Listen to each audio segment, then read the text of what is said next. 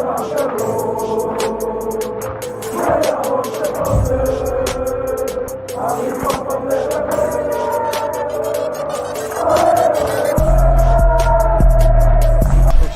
out to Kopish. Shout out to Kopish, guys. All the good work the up. two legends, Emil Heskey, Howard Gill.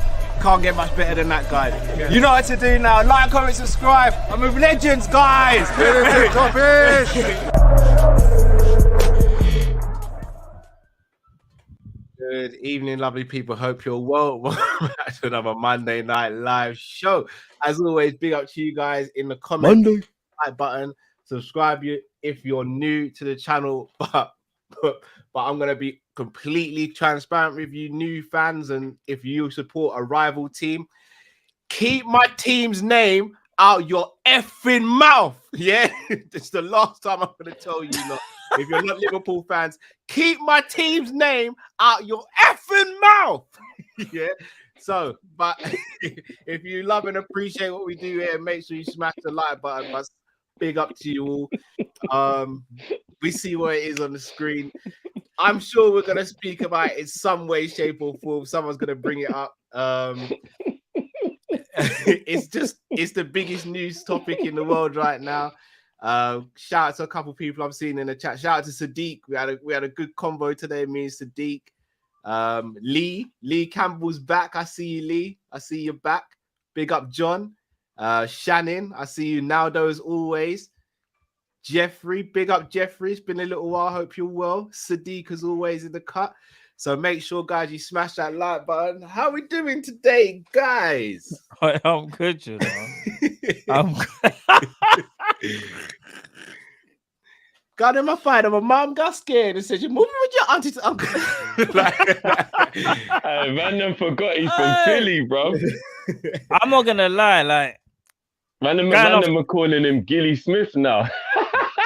I know it's actually mad. Nah, just talking about one question like, I got asked though. Did you pull up on Ross like this? This is what pull up on Ross like this. Listen, like, it's kind of mad though that he done that to my man, but like you just think to yourself like, guys, should we speak about it now? Should we just yeah. For 5 minutes? Let me ask you like this, yeah. You see Dave Chappelle. You see Dave Chappelle's been going gym recently. Do you think he does that to Dave Chappelle? Big up Sadiq. I said, could you imagine if he did that to Charlie Murphy? Charlie Murphy's killing him there. Will's bodyguards better come on stage real quick because he got on stage. Charlie Murphy. Bro, I'm Charlie Murphy. Techie still. It could get techie. But I will say this though. It was an open clap, innit? It wasn't like nothing, it wasn't like a punch or anything. And let's be real. Security though, Matt. Where's security, bro? No, I'm not gonna lie. When Will Smith gets on the stage, you're not gonna think you need security. You're not. No, because it could have escalated. I thought he was gonna do something jokingly. No, but Drift, the moment I thought, even Chris Rock did. If you look at the way Chris Rock went, he thought it was just gonna be something joke. He was shocked. He could not believe what just happened. Should I tell you how I knew it looked like it was real? Because I see some people say it might not be real. It wasn't staged. But like how we just said, security easily could have just like run up on stage. But I do believe it's real. I'll tell you why.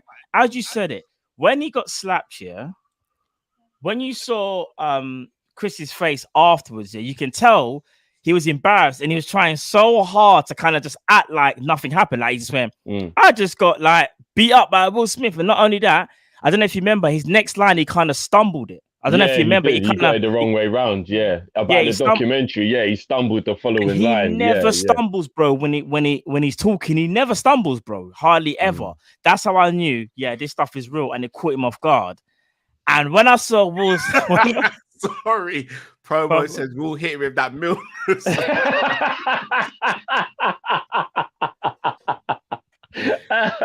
I'm not gonna lie. You see, Chris Rock, he firmed it like a G though, because he didn't even really like. Yeah. He just took the clap. He kind of like clap, and he kind of just laughed it off, thinking, "Right." Like, so here's one in my the script, with that, Matt. Here's my thing with that. Even so, you guys, we spoke about this in a couple of minutes ago. Yeah, sorry guys, that's why we're actually late. Yeah. I'm 50-50 on the situation, but what I will say is, Will, I think, is a bit of a bully in that aspect, because I'm gonna be real. I don't think Will does that to a Kevin Hart. I don't think he does that to Dave Chappelle. I don't think he does that. I think he does it to Kevin Hart. No, I think Kevin Hart, I do. Bruv, I think he does it to Kevin Hart. The Rock's in the crowd still. It might be get techie Bruv, still. If he does that to Kevin Hart, he's not getting out of the building without getting touched. Like, it's as real as that. Kevin Hart surrounds himself with people who are about it. Yeah, he does for real. Yeah, but I don't think that would have bothered him in the moment though. Bruv, well, it might have, because it's about embarrassment on a bit because you know what it is, guys, as well. It's your personal pride. It's about the situation at hand, and it's to a worldwide audience. Remember, regardless of how we see it, Chris Rock is actually doing his job. So he's on stage, he's doing what he was paid to do. And someone just comes there and violates you, regardless of whether, you think what they said was right or wrong. The man still got violated, just like that. One thing I was surprised about is that there was no security. The only thing I can think of is that I think even at the time, they weren't even too sure whether it was staged. And that's only because of the way Chris Rock reacted. I think if Chris Rock kind of like reacts back or something, I think security went on stage. But because he just played it off, security were thinking, oh, this must be staged. Maybe we didn't get told about it. Because I'm going to be real. For something like that to happen and for security not to act, didn't you lot find that a bit weird? Only time I realized it wasn't staged was when he told him to keep his wife's name out his mouth the second time. That was the moment I went, oh, wow, this is real. Because even though Will is a spectacular actor, you looked in his face and you could tell there was pain and real anger. That weren't acting. That wasn't fake. At that point, I went, raw, okay. Like, it is actually, because even the initial slap looked fake until you watch it back. So the whole bit looked like it was a joke. The whole bit. But I'm even a little bit unsure. You see how we're talking about it now? When you think back, I've even got that little bit of doubt of like, this could be like a masterpiece. No. When I say a masterpiece, how does it benefit anyone? Because I think this is the thing that maybe other people aren't really talking about too tough. It doesn't. It was the first ever black directed Oscars ever. Yeah. Yeah. So even though there wasn't that many black participants in regards to people who could win Oscars, it was the first ever black directed Oscar, which is a big deal. We all know the issue that Jada and Will were a part of with the whole boycotting because of the whole thing before. Yeah. What does it do in terms of any form of beneficial to black people, for black people to be doing what everybody stereotypes black people to be about on the biggest stage that black people have been given in Hollywood for however long? And that is the reason I'm disappointed in Will. I'm 50-50 in terms of should he have done it, shouldn't he? Honoring his wife, I get it, a joke is too far. She does have a medical condition, but it is a joke. Have you ever laughed at anyone else's expense when Chris Rock has made a joke? Then you're being a hypocrite. All the things, I'm 50-50 on it, on the whole thing. But for me, two black men doing what is stereotypically known of black people on a night where something that big for black people is happening, I'm very disappointed in Will for doing it for that reason. Regardless of whether he's right or wrong, that was what made me very disappointed in the whole thing. And I'm coming from this very emotionally in terms of Will Smith is my favorite actor, Chris Rock's my favorite comedian. So I'm like, bro, what's going on here? Like, that was a little bit of a, do you get what I mean? Like, that was a madness for me. Like, that's like a Regan Mane fighting, basically. Yeah, bro. That would literally be like Regan Mane having a fight on the pitch. I'll be like, yo, what is going on here? Like, what is happening? I think the reason why people even have even 1% doubt, even myself, like even if it's 1%, 2%, yeah, is that, as you said, the clap didn't even look real, but then it kind of did at the same time. Chris Rock's reaction, it wasn't the reaction that you'd expect to have from just anybody, regardless, just because he's Chris Rock. Because regardless, bro, a man is a man, innit? If you get violated, why should you just stand there? Why? Because the cameras are on you and you're being paid. There's also that element of, like, I'm gonna be real, like, if I'm Chris Rock and someone does that to me, I don't care how much they are paying me. I've just been violated. I think I'm just got to stand there and say the next thing. And you could tell, like, and again, that's why I said it was a bit of a bully thing, Matt, because that's what I'm saying. I think for me, it was a case of, well, Will had enough in it. Chris Rock's from Bed-Stuy, by the way, he ain't no punk, Yeah, no, I'm not saying that. I'm not saying that. No, I used the example for myself, bro. I said, bro, like, if I'm on stage and I say something and Anthony Joshua walks up and slaps me in the face, like, what do? I might throw the microphone at him or something, but I can't really exchange hands with AJ because a slap's going to turn into, raw cows in a coma, guys. Like, very quickly. So, like, I think Will knew that Chris Rock weren't gonna he's not going to fear him. Like not his character, so to speak. Yeah, because Chris Rock's not really. Yeah, he's like, not that guy, and there's nothing wrong with that. Nothing wrong with that. But I don't think Will does that to Dave Chappelle or someone like that. But on the flip side, where I do side with Will, is I don't think a Dave Chappelle or Kevin Hart would have made a joke like that.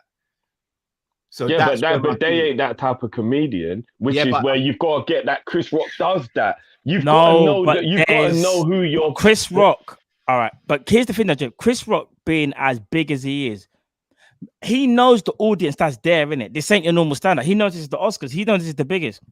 He must know in his brain there's just certain jokes that I just wouldn't say here because it's the Oscars, innit? Like, just naturally. Because, bro, what he said... I don't know, bro. People are a bit outrageous at the Oscars. It's becoming No, I hear you. I remember, I'm trying to remember. No, that was Kanye doing some MTV was or whatever it is. But anyway, like, bro, what he said, and obviously for the people that didn't see it, obviously I won't even do it in a joking. I'll just be serious about it. Like, he joked about obviously Jada's hair loss, isn't it? Obviously she's got alopecia, and he said, I expect to see her in the next G.I. Jane. Now, here's the bit where it got mad techie, and this is where I think Will got really emotional because it got awkward. When Chris Rock made that joke, he laughed, I think, to laugh it off, as if to say... You mean Will Smith laughed, you mean? Sorry, Will Smith laughed at it, Jada, at first, Jada kind of went the whole... I don't know if you man saw, she kind of went, all right, cool, we're going to go there. And then Will just went, I think Will must have got the side eye or whatever. I don't know. He whispered in his ear, Tupac wouldn't have had that. You just gonna sit there like a little bitch. And Will just went, nah, you're not violating my wife right here. Like, and here's the thing as well, that with Chris Rock, like, Will Smith's just about to win the Oscar, the first black man to ever win one. And then you go and say that about the man's wife. I know it was a joke because this is Chris Rock. He's joking, innit? He's a comedian. That's the whole point. But did he really have to say that joke? Bro, he could have mentioned anything else, but because it's so personable, when he talk about someone's like appearance, innit? I think if he says something like, I don't know, even if I think, actually, no, the scandal would have been even worse. You're only tough when you're in Bad Boys next to Martin Lawrence. What, you ain't got talk unless it's Reggie. But you get what I'm trying to say, people. Like, I think there's that kind of... I fully get where you're coming from, but here's the thing. And this is the thing, this is the part I feel sorry for Chris Rock. All Chris Rock can do in that situation is drag black people through the mud or take the slap. And for me, that is a horrible position that he was put in. Because if he starts a fight on the stage, do you know how much worse that situation is? People might be like, oh, I get why he defended himself. Do you know how worse that situation is if they start to have a fight on the stage? My bad, Chris Rock's not allowed to punch him back in that moment for the culture, for the people. He's not allowed to hit him back. Or that becomes two black men rioting and having a fight at the Oscars. And that is just... Like, do you get what I mean? Like, Chris Rock was kind of put in a situation where he couldn't do nothing. And I've said to you, like, backstage, and I'll say it in public, I personally have no issue with a bull joke, as an example, right? No issue. I can take it. Sometimes I even find it funny. But that's just because of who I am. But there's men out there who've committed suicide and done all kind of other, like, things because of their mental health through losing their hair. People make jokes about bald men every single day. It isn't even seen as a bad thing. People make jokes about bald men all the time. And if that was a bald joke about Will, Jada's laughing. So all I'm saying is, there is this double standard here because Jada's laughing if that was a bald joke about Will Smith. I'm telling you now. But let me ask you this. I'm telling you now, bro. I've got to say, just quickly before I forget, Carl, just quickly before I forget, yeah? You see what you just said, I understand that. My internet's going mad now, innit? It's not going mad. As I'm about to speak, innit? Yeah, Jada got you. Oh, for goodness sake, why? Jada got mad. You know what, Cal? Let me try and fix my internet, and then I'll come back. All right, so here's why I flip it though, Drift. Yeah, say for example, obviously me, you, and Matt, we talk all the time, and again, I'm gonna use myself as an example. I get drugged through the mud about not having a beard, but I embrace the laughter. A lot of the time, I'll start it myself in it. Like I'm like, as much as I'd love a beard, I've learned to live with my situation and I can't grow one. But imagine, say, for example, let's say, for example, whenever we speak privately, I'm always down and you're like, Cal, what's wrong? I'm like, no matter what. I know it's going to sound silly, but I need to break it down as silly as possible to try and get to the point. Imagine every time we spoke privately, I was like, Drift, I'm just so upset about this whole no beard thing. I'm like, it's proper messing me up, man. I'm not confident. I'm just not happy. I can't believe this is happening. And you're like, no, I hear you. Every time I'm like, Drift, I can't deal with this. I hate it. I hate being on camera. I hate people seeing me like this. And then we go somewhere or someone makes a joke and the first thing they say is, look at Cal with his baby face and he looks like a 3-year-old's bum, can't grow no beard.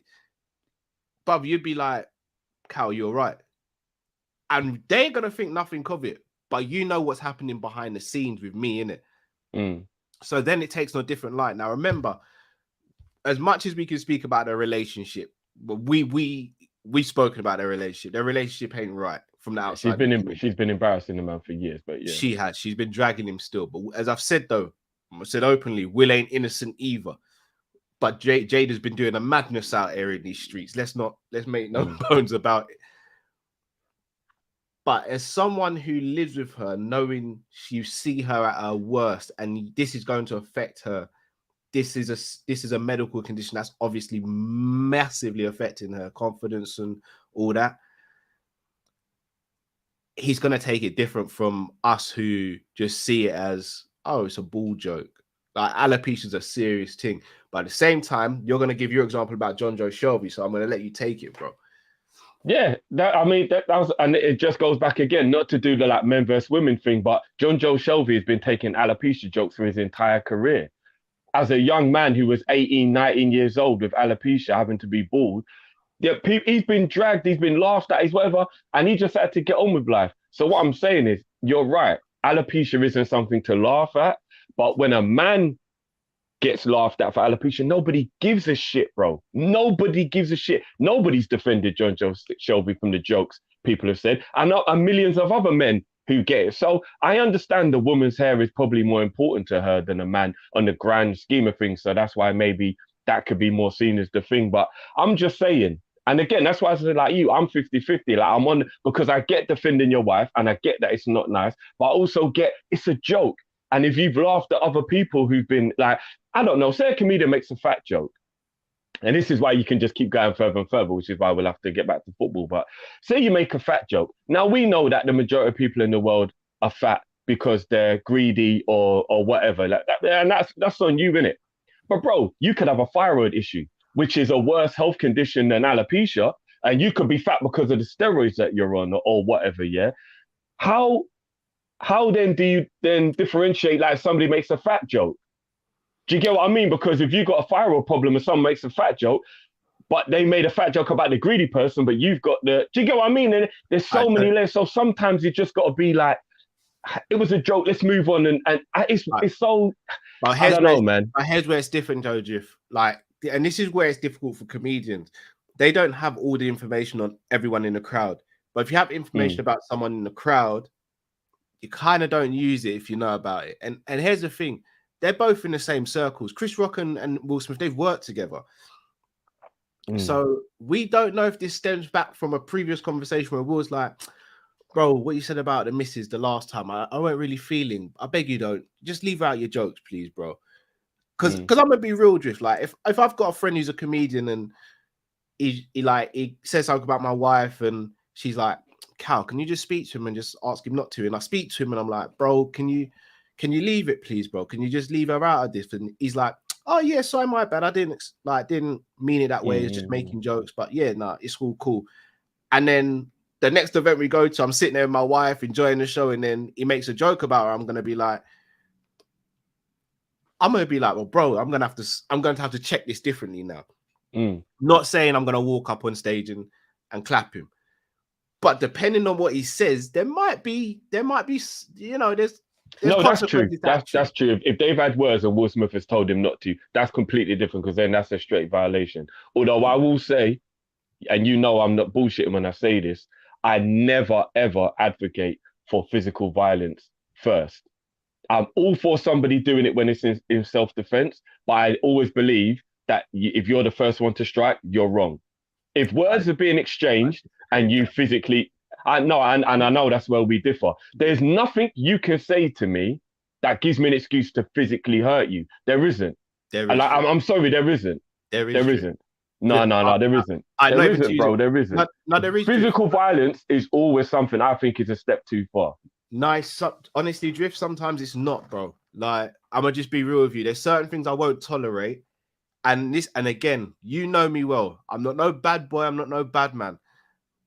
But if you say certain things, in my opinion, they only get dealt with a certain way. Like, I'm gonna be real. If I hear that. If I'm walking down the street with someone and someone like says something outrageous to my wife or to my kids or to my mum or my brother or to you or Matt or any of my brethren or close people, it's going to be on site there and then. Like, there is no two ways about it. But I'll be honest, most of the time I will sit there and I'll try and have a conversation with someone. But there are certain lines you don't cross. And if you cross those lines, be prepared for what comes back at you. Like, I hear that. If I, like, we're talking about Will and Jada here. But I'm gonna be real with you. If I walk down the street and I see Will Smith, I have to be prepared to take a little bit of smoke from Will Smith. He can come up to me and say, I saw your video, you were saying this, what you got to say for yourself? And it's on me how I respond to it.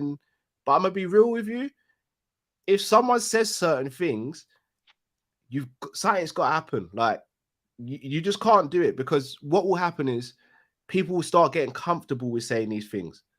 Like, and this is where we've got to in society, kind of. No, but it's still, even though I fully understand what you're talking about, and human nature will always make that, like, I'm not going to sit here and lie like I haven't done something to somebody physical because they said something. So I'm not trying to act like I'm some innocent person. I get where you're coming from. Something just came to my mind and made me laugh of what I've done in my past because someone's been verbal.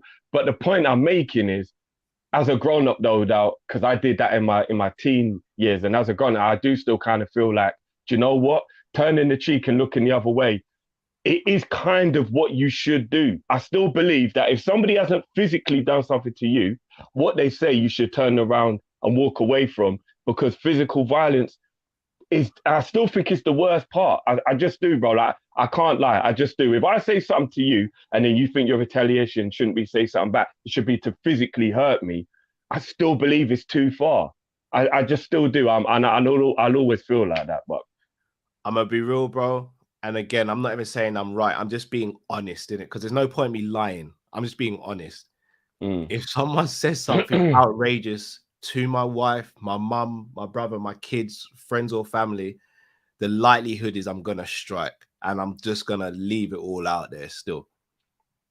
Because for me, and again, it comes back to, I'm very big on not disrespecting. And I'm not even here justifying saying violence is the answer. I'm just saying how I'd react. Again, I'm far from a perfect person. I'm just being honest. I'm being as honest.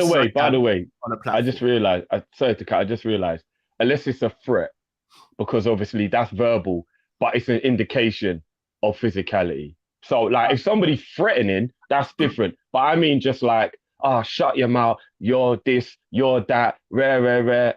Like, you see, like that type of stuff, like cussing, basically. I don't think a physical reaction is ever warranted from cussing. That's more like what I would put it. Like, I do personally, Drift. Like, again, that's fair enough. Without even going on like mad extreme. But if I'm around someone who's got a visible disability for something, and I see someone cuss that person because of that disability, but even if I don't know the person, bro, I'm probably gonna do something. That depends to what extent you're talking about, because gripsing somebody and letting them realize the situation is getting real, I'm okay with that.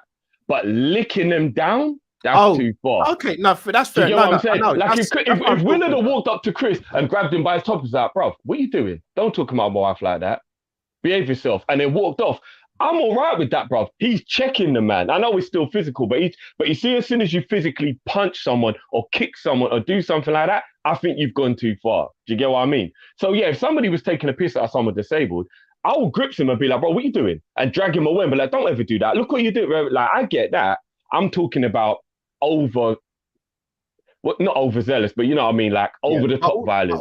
But also, what I will say, if I hit someone first, again, it goes back to it. I've got to be prepared for what potentially could come back. Like, so I fully know what my situation is. Like, and again, if you know me, most people in here don't know me on a personal level, but I'm very big on not having people disrespect other people in front of me. It's something I've never stood for. I'm not no hero. I like people who respect other people. That's my thing. I think the world's a better place if we all get on and we're all respectful to each other. We're not always going to get it right, but I think we can go a long way to making it a bit easier for us all to get on. So if someone's going out their way to be disrespectful, again, I'm not no hero. I might get myself absolutely battered for it. But if I get beaten up or whatever because I'm standing up for something I believe in that I think is right, but I can live with that.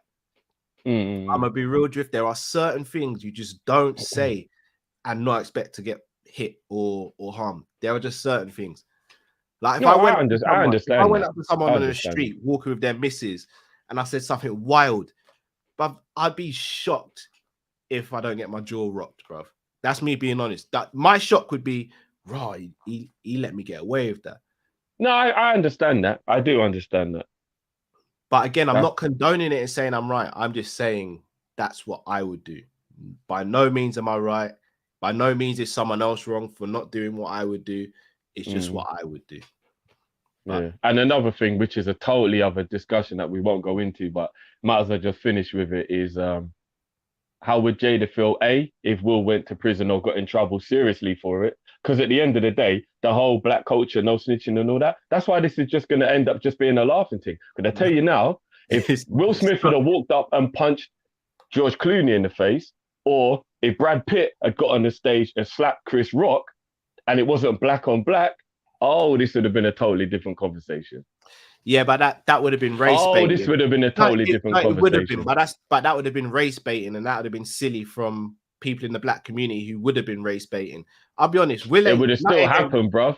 Well, nothing ain't happening to Will, not because he's black, but because he's got stupidly long money, bro.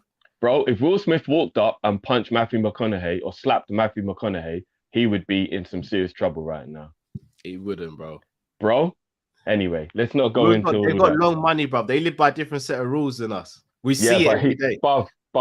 Public, visible, 8 billion witnesses to an assault. It don't matter how long your money is, bro. It don't matter how long your money is, bro. Ain't no money long enough for an 8 billion viewed public assault, bro. Trust me, Will's walking away. Will's walking away scot-free, bro. That money's long, and that influence is even longer. Boy, but let's do it, people. Let's get into what you guys have actually tuned in for. Let's get to the football. Before I do, let me go through the super chats. Promo already read that one. Diogo says, Simi, Acosta, Simicast. His passport says Greek, but we all know he's Scouse. I actually don't know the tune of that. I know it's been going. Yeah, I need to get into that. I need to get into the tune of it. Messi FC said Kevin Hart would say, "Where are you?" I'm telling you, Kevin's calling out people the moment he sees Will on the stage. He's calling them out straight away. Messi FC says, "Is it just me or is the Simicast song crap?" I've actually not fully heard it, to be honest. I can't say. Dean says, hey guys, love as usual, watching so I can feel better. So my girlfriend had a miscarriage today. I'm really sorry, guys, but I had to share. Sorry, Dean. Really sorry to hear that, apologies for that, man. And then straight away, what we're talking about all of a sudden isn't important when you hear a real life situation. You know what I'm saying? Yeah. Bless up to you, Dean, man. Bless up to your missus. Thoughts and prayers of you both, man. And hope you get through this horrible time, man. Keep strong, man. Sorry to hear that. Troy M says, as a resident Kopish support from Philly, I'm telling everyone to slap at that like button. Thank you very much, Troy. Appreciate that. Troy. Big up. Pete Al says, what are you doing if you got slapped like that? In front of that many people, I don't think I would respond, because I'm not gonna lie, I'm quite capable of keeping myself composed and thinking of the bigger picture. And I genuinely do think I would have thought about how many people are watching and the embarrassment it's going to cause if I cause a fight. And I don't think I would have responded. I think I would have done what Chris Rock did. Now, that's not to say that if I catch Will in the back on purpose because I'll be looking for him, the situation ain't going to be different because you're not slapping me on public TV and then we're not having a conversation about this afterwards at the bare minimum. But right there and then, I don't think I would have hit him back either. Honest answer to that question for me, Pete, I don't know. I genuinely don't know how I'd react. Genuinely don't know. Messi FC says, where was this reaction for Milner, man? I said this to Drift. Drift didn't think it was a problem. I said it to Drifty when it happened, though. AM says, big man ting, if a man slapped me like that, I'd be in jail. Again, AM, it's easy to say that. And again, AM, I don't know you. You might be the baddest of the bad man out there, but you just don't know. In the whole situation of thing, I genuinely don't know. It's difficult to say. In an ideal world, I don't think I'd let it slide.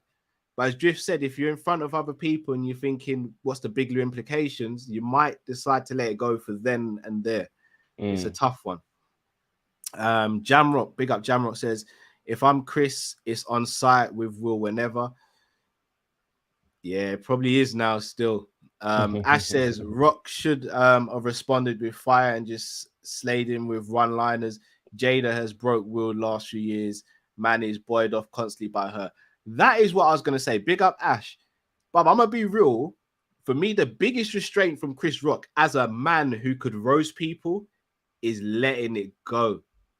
Like, because even after it happened, he said, I could, and you kind of heard in his voice where he's like, I could really go in on you now, but I won't. Yeah. So Will could have actually made the situation a lot worse, and Chris could have said some wild stuff.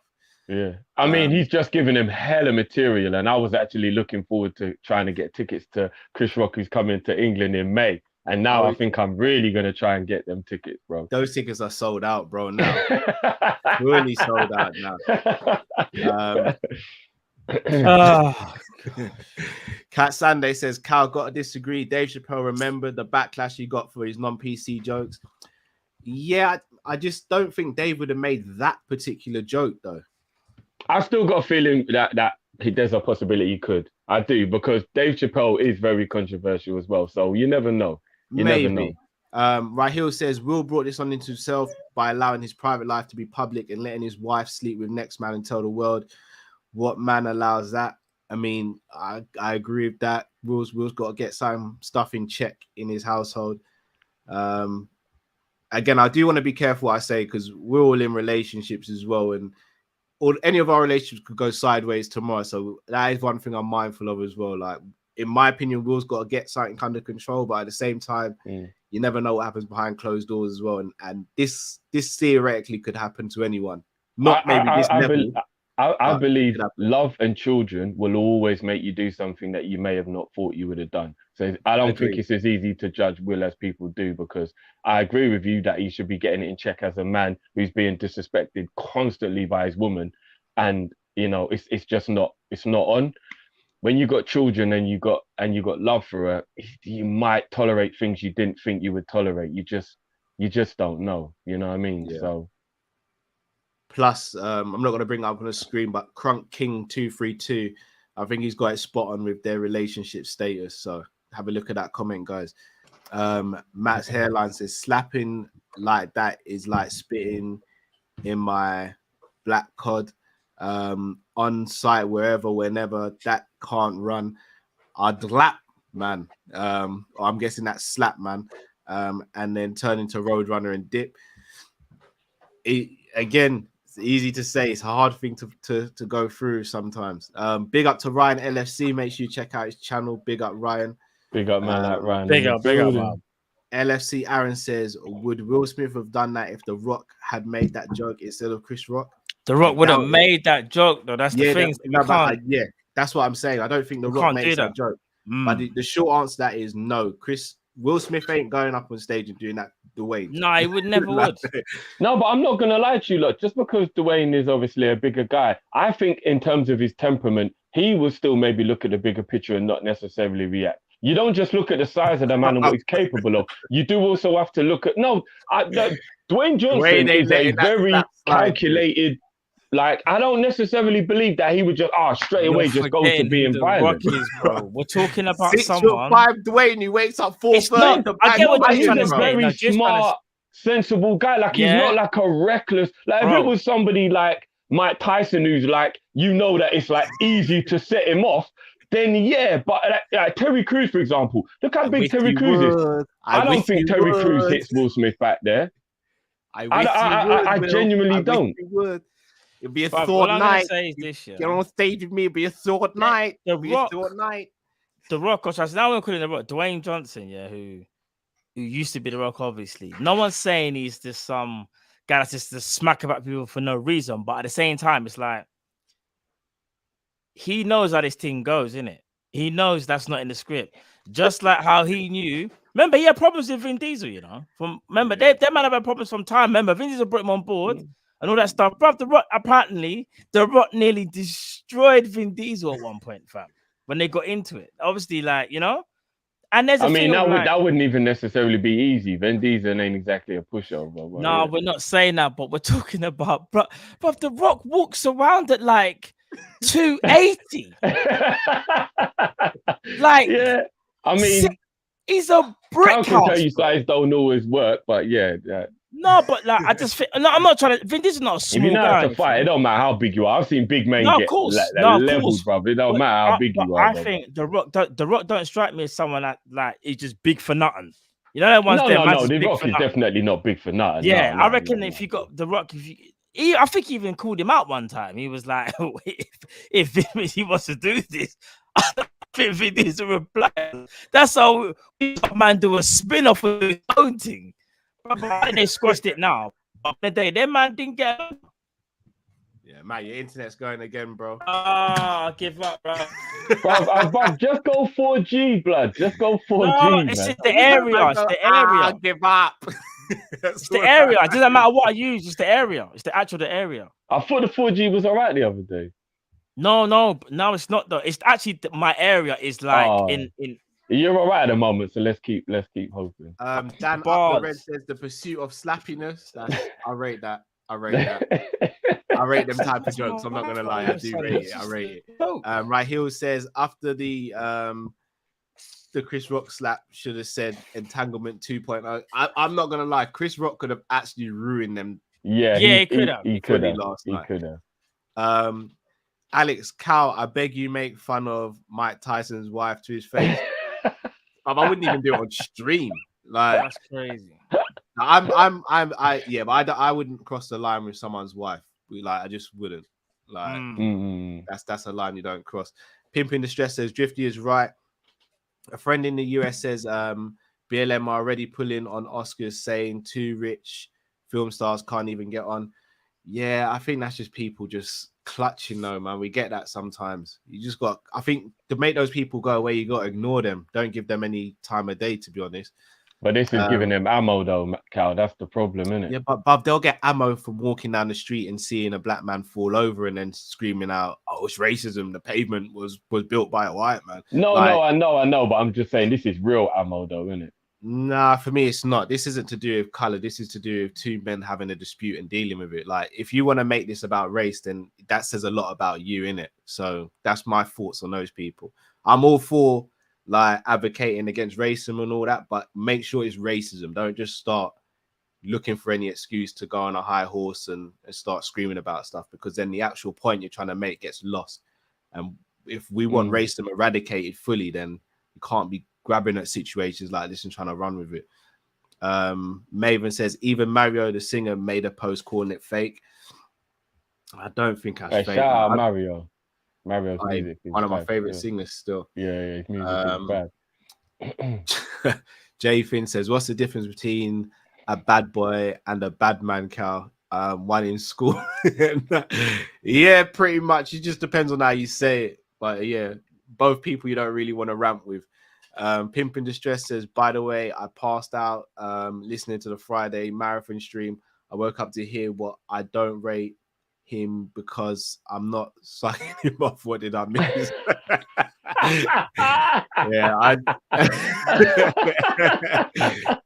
Basically, it was a little bit of dark cow coming out and getting annoyed because because I was getting dragged a little bit and people were misquoting me. So yeah, I went full tangent with it. Ash says Will needed that energy when that fella August was doing something.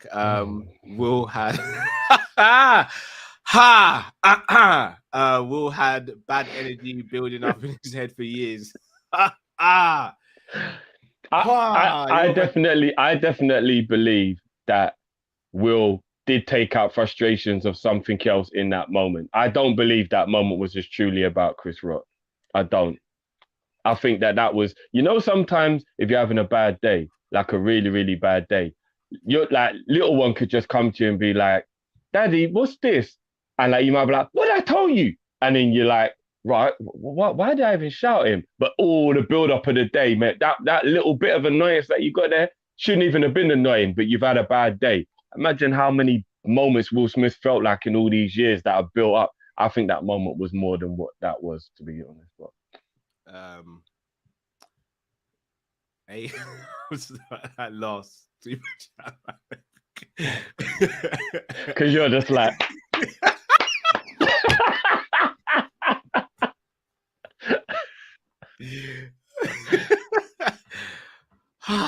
AJ says Will wife sleeps with their son's friend. Will is okay. Chris jokes about G.I. Jane. He needs a smack. 110%. He wouldn't have done that to a bigger guy / white guy. Jada never protected him. Yeah, I agree. She's never protected him for real. That's really upsetting. Messi FC says Milner to Simicast, keep football out of your mouth. Amanchi says, hey guys, hope you're all doing well. So I've got jaundice from the last 3 days, full bed rest for 2 weeks. Man, I'm gonna get boring.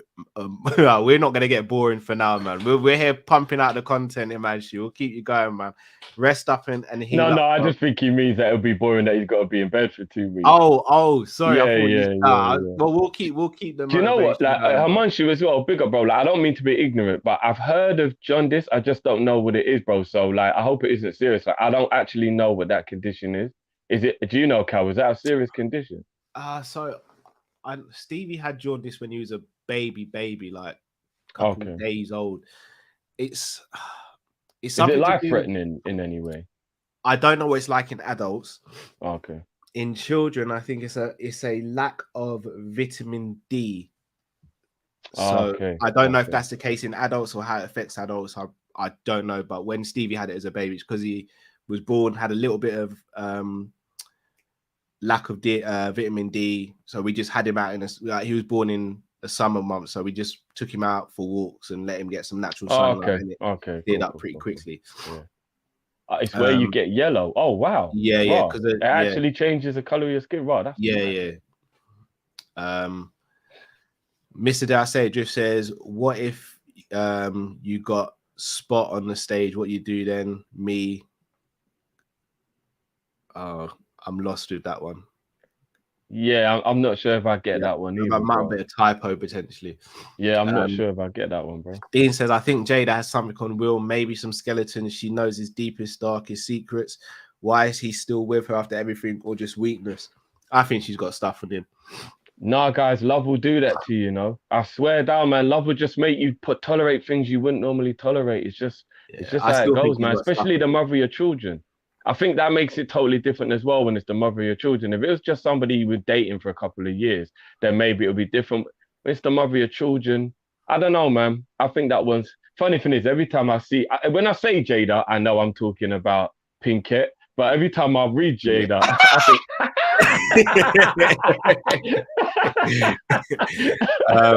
Dan up the red said Chris Rock has a better chin than Triple G. He ate it still. He ate it. He did. Jamrock says there are a few states I wouldn't do that in, like Florida, because this place, this is a place you have a right to carry and crazy to stand your ground laws, so you trade lightly. That is very true. Although what are you saying? So you're saying that if it was in Florida, Chris would have been allowed to have a Glock in the bag, and it's not even unlawful if he uses it. That's you're doing that again, big man. Yeah, you're doing that again, big man. Can you imagine if you just heard something? Nah, actually, I'm not going to make a joke. Let's not. Not about shooting. That's not the fun. difference between Jada and Chris is that Chris allows Will to.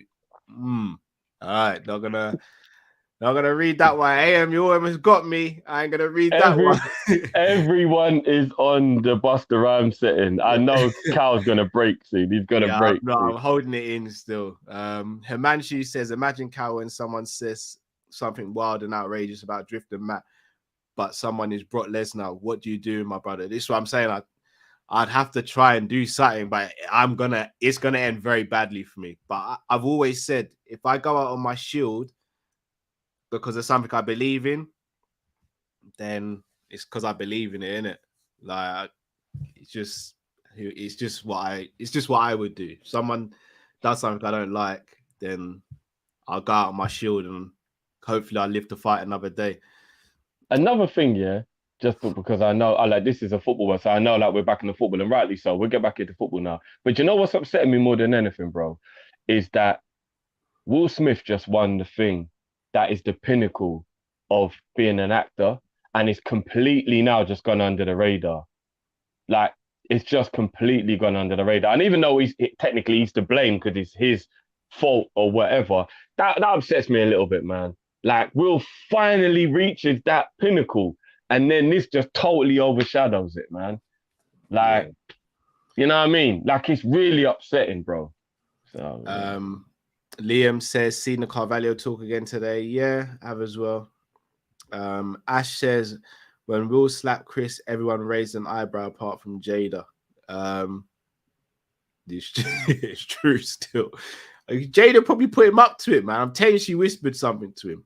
I either whispered or looked at him as if to say, another time you let someone get away with saying something to me.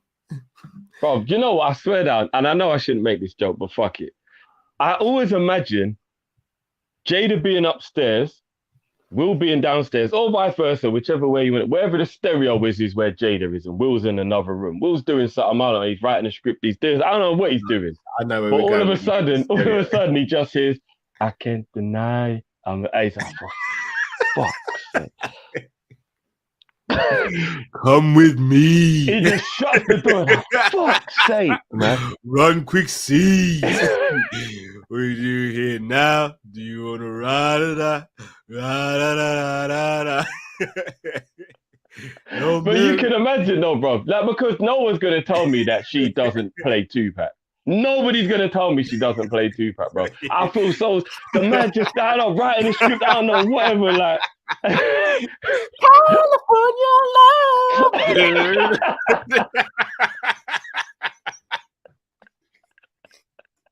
Oh, he just says, ding, ding, ding, ding, ding, ding, ding, ding. Oh, fuck. How do you want it?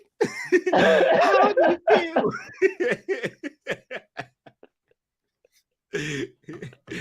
Oh, man. Oh, my days. Himanshu says, did you see the Big Six top 5 centre-backs and full-backs, Terry and Cole win? No, I need to catch up on that. Big up Turkish and all those guys. Yeah, I've got a lot to say about that because I was very disappointed at some of those. You know already, I would have had them on me in that one. Cause when Grizz said Van Dijk at third, he got sniggered at. And I'm like, what are you sniggering for? He's going at the top. You already know my thoughts on that. I do. Longevity shouldn't have anything to do with it when you've done the achievements that he's already done. Like, fair dues. Well, guys, let's get into the first topic. The second topic of the show now. Let's do the people.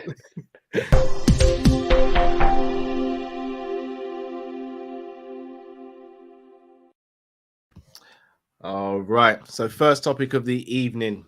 Jamie Carragher has been speaking about FSG. I just wanted to have a little conversation with you guys. I know Jamrock's probably sitting there now. I know Zabiri's sitting there somewhere watching this and going, been telling you guys this for about a year now and you didn't want to listen, but now Carragher speaks on it, you want to talk about it. So apologies to those two and everyone else who defends FSG as well. All Shah says has an objective view of FSG, shall I say. I won't call you guys defenders of FSG.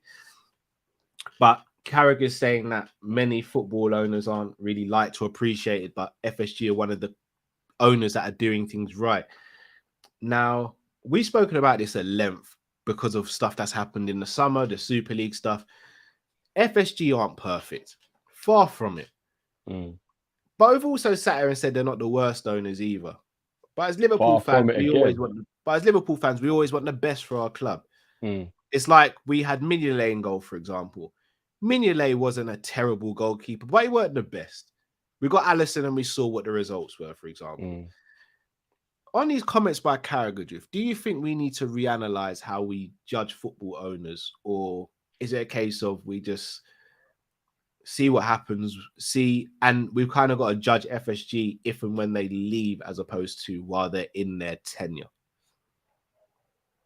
Okay. We are labeled flip-flops as football fans a lot, right? I don't think it's necessarily just an individual, even though there'll be the odd person who'll flip-flop a little bit. But in general, as football fans, we flip-flop quite a lot. Would you call it flip-flopping if, with hindsight, which is all obviously what they call a wonderful thing, because it's, whatever, like post-nut clarity or whatever, where like it's a lot easier to have a look at the situation than it was before the fact. Would it be considered to be flip-flopping to look at the Chelsea situation and go, oh, hang on a minute. So maybe all of that, like sugar daddy stuff, might not necessarily be great. You know what I mean? As I said, in post-nut clarity, hindsight, all of that. Pause. And then you think to yourself, hard pause. You think to yourself, if you took away the sugar daddies, which we know that we have to compete against, meaning we can't ever fully get rid of them because we know that is what our opposition is, the PSGs and the Man Cities of this world. But if you take that out of the equation and you go on the premise that football, generally speaking, doesn't have sugar daddies, there's only 4 or 5 in world football. The majority of clubs actually are run the way we are, just depends whether your owners are good at doing it or not. So if you go with the majority rather than the exception to the rule, and you think about it from that point of view,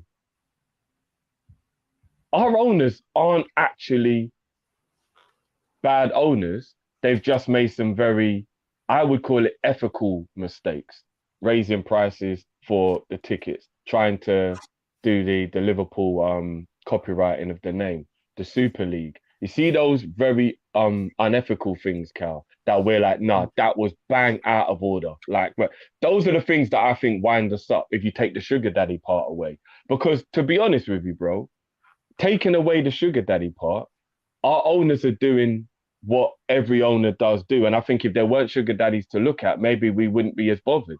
So Chelsea, City, PSG, I'm not going to include Man United because even though they've got a cheating head start, they do still spend the money they make. They're not sugar daddy based. So if you take PSG, City, and Chelsea out of the equation, Cal, yeah, our owners are actually nearly at the top of the list in terms of running a club properly and having success while doing that. And again, doing it in hindsight makes it a little bit like, because we didn't know the Roman situation was going to happen. And it could happen to the Newcastle owners or the Man City owners. You don't know because situations in those countries and stuff do have some very political, borderline issues. Are FSG really and truly suffering from something it's unfair to judge them against? I don't know. It's a difficult one, isn't it? It's tough. I think the Roman stuff happening, it was a bit crazy. The problem I've got, and where I'm going to sound like a broken record, but again, I'm going to give them to the end of the summer to see what happens. I don't like to stereotype and say, if you're a billionaire, it means you'd have had to have done something dirty in your life to accumulate that sort of money. I don't like that narrative that everyone gets tarred with the same brush.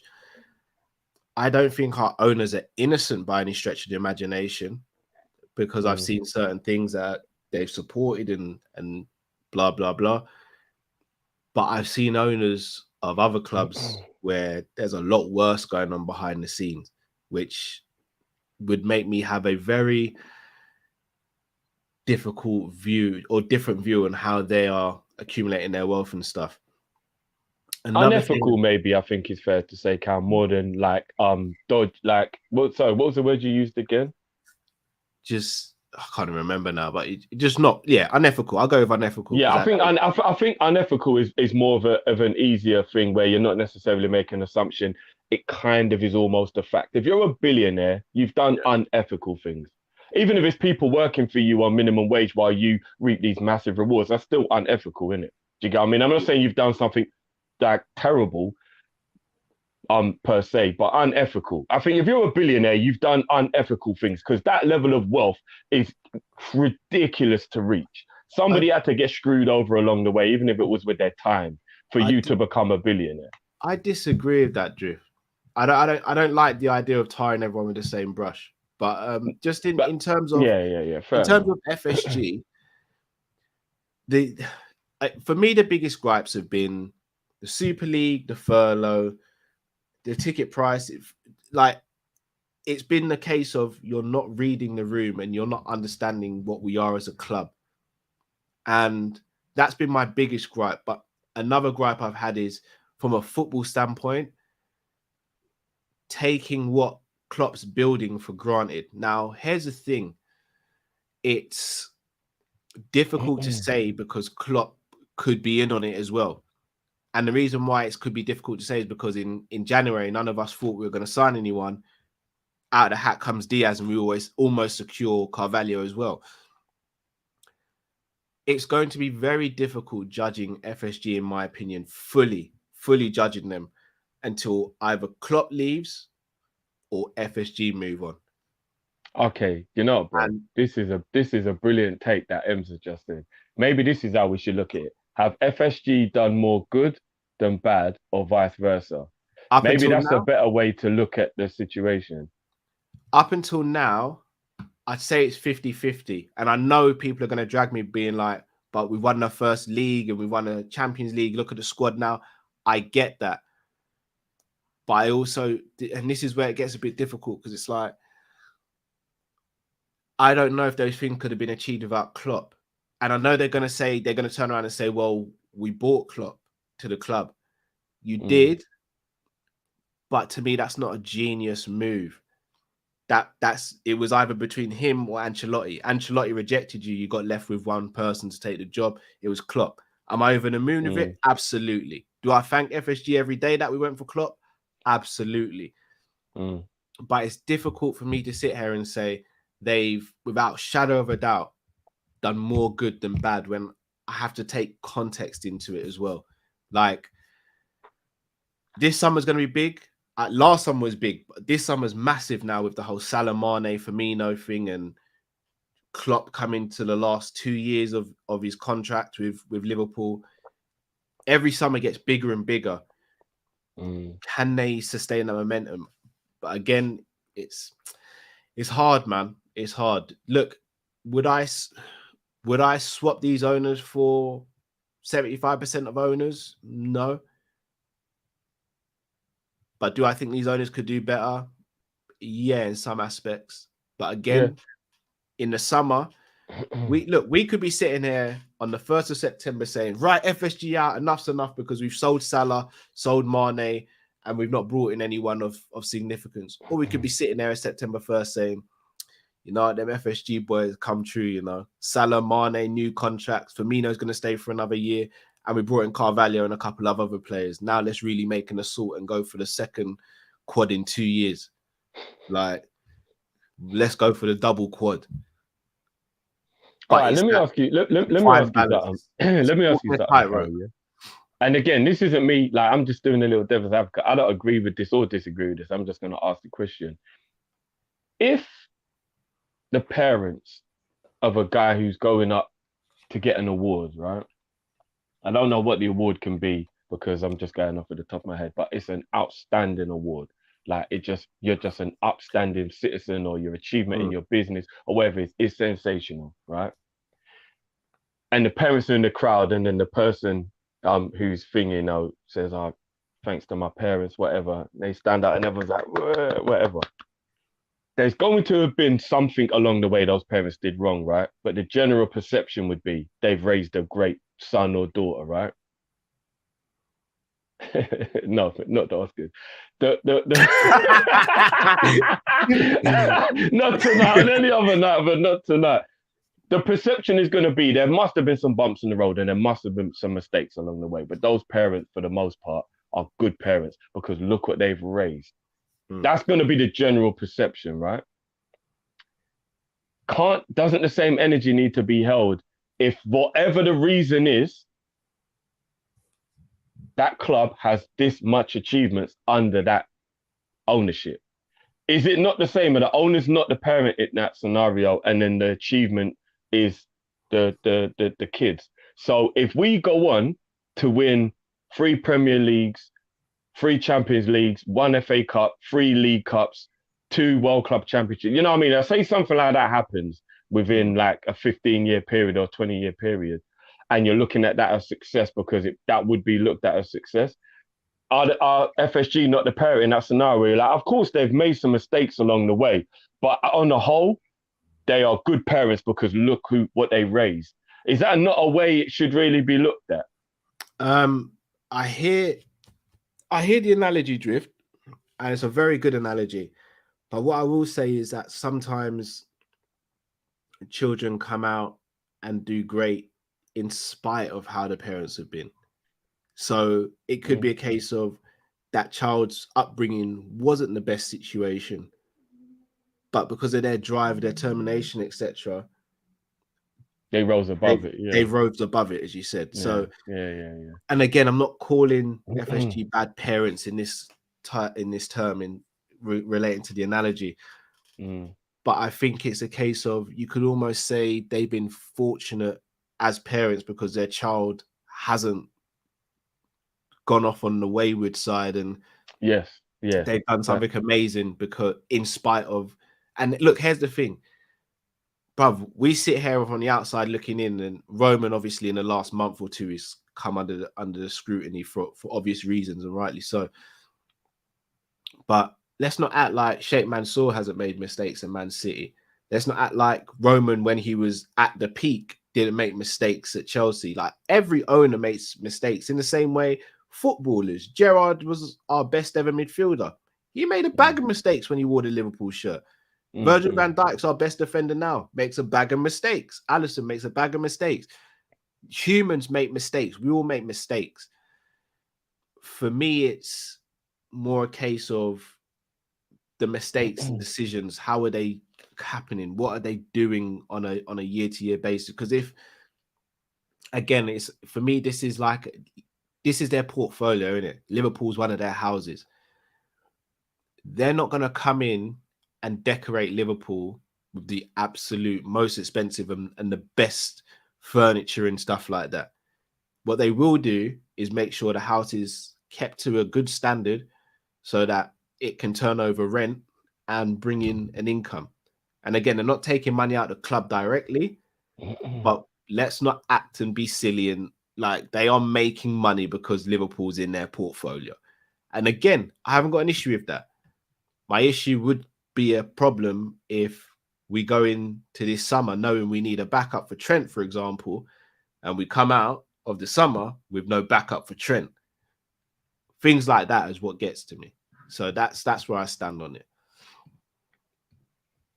I hear you, man. I hear you. That's a good way to put it in the other way. Yeah, like I said, like I didn't even believe in what I was saying per se. I was just doing the devil's advocate. No. Yeah, we got to do that. What I mean? So yeah, it's a tough one, bro.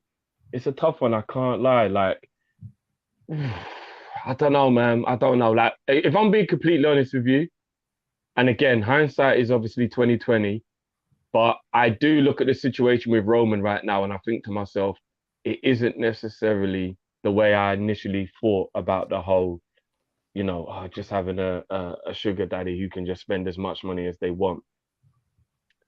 And it has given me a little bit less energy negatively towards FSG.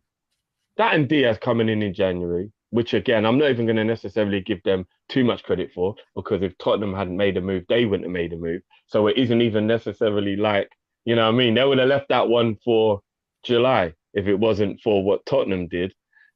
So again, you do have to also look at it from both ways. They only pulled the trigger because they knew they were going to lose him, not because they felt like, because we all know FSG aren't proactive, they're reactive. I think that right there is the number one thing I think we can learn the most about FSG is that they're proactive, not reactive. And so they're reactive, not proactive. And that can be a problem because if you, what do they call it? If you fail to plan, then you plan to fail or whatever that saying is. So, yeah, it's a tough one. It really is a tough one. It really is. But they are by far and away better than a lot of other owners. I think that's something we do need to give them credit for, whichever way we want to look at it. They, as you said, Cal, I would still say they're better than 70% of the owners of the rest of the world's football clubs. And that right there is still a good thing because if you're in the top 30% out of an entire world, then you're still doing all right, innit? Do you know what I mean? Like, you're still doing all right. So, yeah, man. It's a tough one. Very true. I'm going to get through some of these super chats before we move on to the next topic. Jeannie says, all jokes aside, which was worse, Milner's slap on Tsimikas or Will's slap on Chris Rock, both in front of millions of viewers? Both as bad as each other. It was Will's. It was definitely both as bad as each other, man. I know we may lie the Tsimikas one, but on a football pitch, if you slap me in the face, we're gonna have a situation, man. But he was just trying to wake him up after he glitched, man. Well, if you wake me up, I'm gonna put you to sleep. Pete Hour says, "Have you seen Roman?" Oh, don't know about that. Pete Hour. Yeah, no. Apparently he did get. Yeah, there was some. He was ill, and there was some traces of apparently, yeah. Wow. Yeah, and again, it could just be like a complete accident. I didn't know that was true. Yeah, no, like nobody knows but apparently there is a possibility, and it could just even be like a complete mistake. No one's even accusing anyone, but apparently he did have some kind of poison. Apparently, that's mad. Super King said the sugar daddies are the worst for football in the wider sense, just adding sports washing on top of the wider corruption issues with FIFA, etc. Yeah, FIFA and UEFA, they've all lost control. They've all fully lost control about what's going on. Let's be honest. Peterson says, I don't care. I want your take on Chris and Will. You're gonna have to rewind, bro. What's the first? Yeah, bro. I'm guessing that you jumped in late, bro. We spent about 45 minutes at the beginning, so just rewind back to the. No, actually, don't rewind. Stick with us, and then when we're finished, then go back and watch the beginning. Ash said over 250 mil invested off the pitch. Ticket prices frozen for 7 years. Reverse decision in a row. World-class squad assembled. Pound for pound, best in the league when you consider ethical, morals, investment, and ambition. So the 250 invested off the pitch. Again, if I'm not mistaken, sorry to put you on a spot like this, Jammer, but you probably know the answer to this. But if I'm not mistaken, it's not 250 out of their own money. I think it's money generated from the club. So that's not them. They've not put 250 mil into the club, as far as I know. They want it back in it, Cal. That's what it is. Yeah, I mean, ticket prices, they tried to put ticket prices up. They are frozen, but they are still higher than most. Again, not saying that's a bad thing or a good thing. I'm just saying the context there. World-class squad assembled. Again, no issue with that. But is that Klopp and the recruitment, or is that FSG? I think that's something we have to speak about. Ethical morals. Again, nothing's come to light that suggests that they're in the mud with anything. So I agree with that.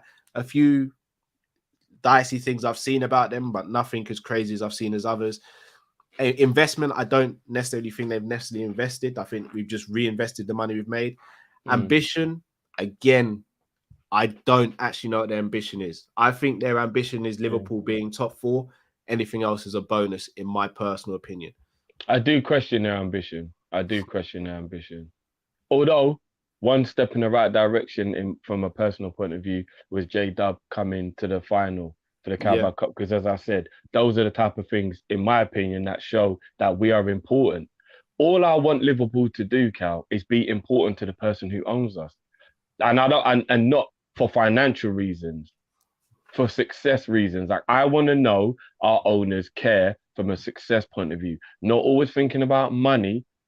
From a success point of view, we know they care about money. They made Klopp win games in a group he didn't even need to win because it was 2.5 million per win. Like, we know it's always going to be about money, which is quite sad, but at least care about the actual success. As long as I know you care about the success, even if you want to make a profit. In fact, you know what? If you care about the success of the club, I don't even give a shit if you want profit. I'll never begrudge somebody wanting to make money. I told you before, Cal, like, I'm going to switch my life right now and stop going from being nice and not caring about money to maybe thinking of myself and trying to become more financially successful, because I guess that's what everyone else is doing. Nice guys finish last, right? So I don't really care if they want to. I don't care. I mean, the majority of the time. Yeah, but what happens to the bad guys in the end, innit? Yeah, I mean, oh yeah, obviously if you're a bad guy, but you know, I just wanna know, even if it's for profit, you care about the actual success in terms of trophies and league positions. That's as long as you care about that, make all the profit you want, man. Make all the profit you want. I swear, I don't care if FSG make £5 billion profit at the end of all of this. If on the journey you cared about the success, that's it, man. That's it. Jamrock said they've made more right than wrong decisions. I think it's about 50-50 when we balance everything out, if I'm going to be honest, Jamrock. And that's not me just trying to rebuttal you for the sake of it, bro, because I do fully appreciate your opinion. But I do think if we were to go through and actually scrutinize all the decisions, I wouldn't be surprised if it's a lot closer than we all imagine. It'd be very interesting, actually. Yeah. And then I would have to know what you would consider a good and a bad decision as well. That as well, yeah. It's all subjective. There'll be bare tangibles. Yeah. Summer won't prove anything, Cal, because if Klopp feels the squad is too big and potential incoming players will face low playing time, then that's not an FSG decision. That's them listening to Klopp. Again, this is where I side with Jamrock. Until one of them leaves, we won't fully know. Because we don't know if Klopp said to them in the summer, I need another attacker. And they've gone, nah. Don't we have a little bit of evidence that over the 2021 season, though, Cowboy, we needed centre-backs and they weren't going to give him any? No way Klopp said that was okay. Even the stupidest of football knowledge person in the world is not going to sit back and go, Klopp had to play 2 midfielders at centre-back. I went, no, it's all right. We don't have to worry about January. Don't get me any centre-back. Do you know what I mean?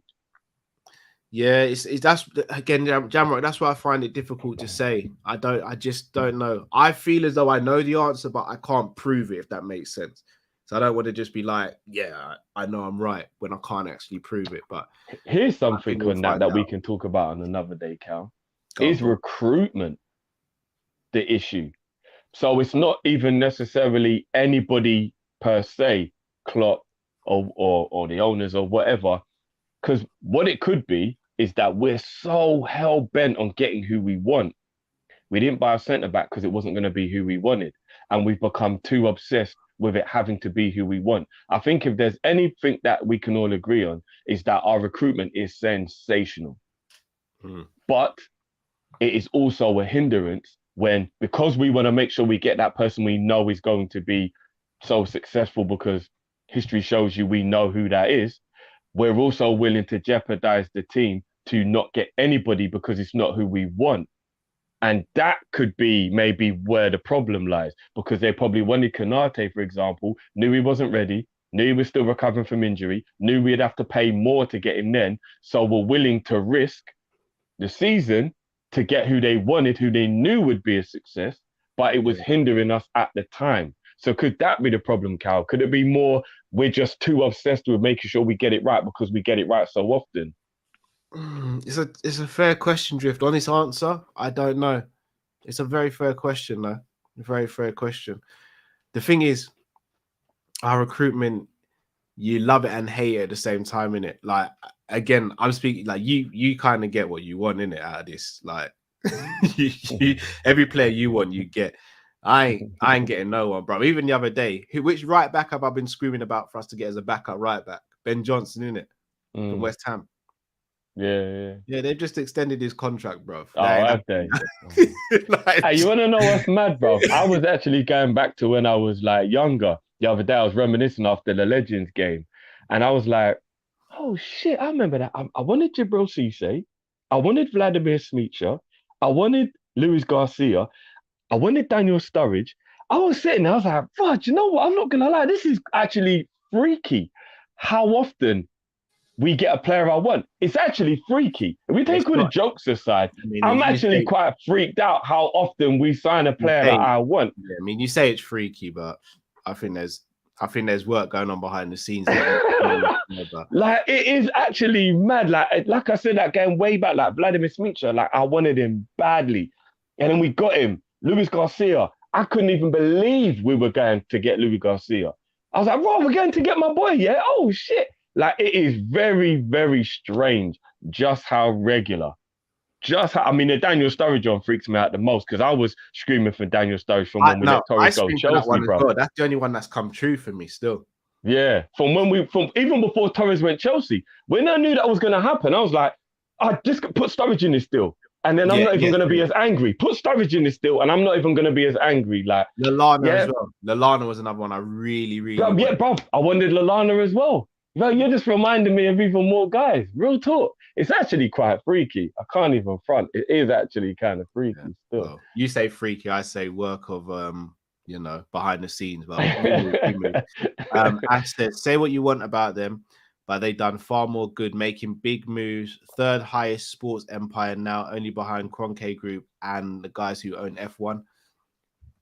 Look, as business people, they can't really be spoken to. Their business acumen is sensational. Like, but as I always say, we're a football club, not a business entity. So that's why I'll leave that one there. Peterson says, all right, guys. So would you get slapped on national TV and get a bag in a lawsuit against Will? Or forget a bag, I think he means. No, he probably ran out. Oh, yeah, either way. All right. So I'm going to say this now. As a wealthy man like Chris Rock is, nah, I'm not going to get that bag. As me, you're going to see me in a wheelchair like Young Thug, bro. You're going to see me in a wheelchair like that. But if it was me right now, the position I'm in, you're getting all kind of neck brace, whiplash. Boy, I don't even look.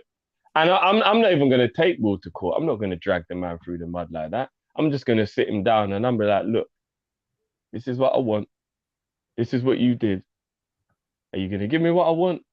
Or have I got to drag you?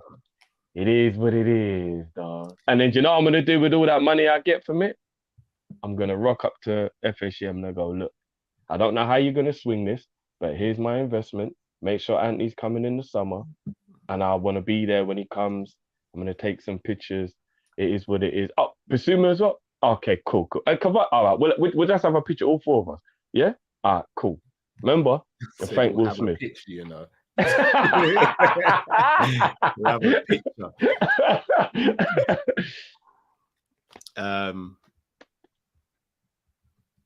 So, Ash said, look at who owns the other Prem teams and you'll see pound for pound, we probably the best owners in the league when you balance up ethical morals and investment.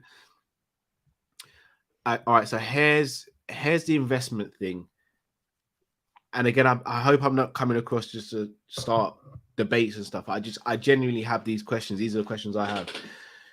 With the investment thing, just because you invest the most doesn't mean you're investing the most. And I'll elaborate on that.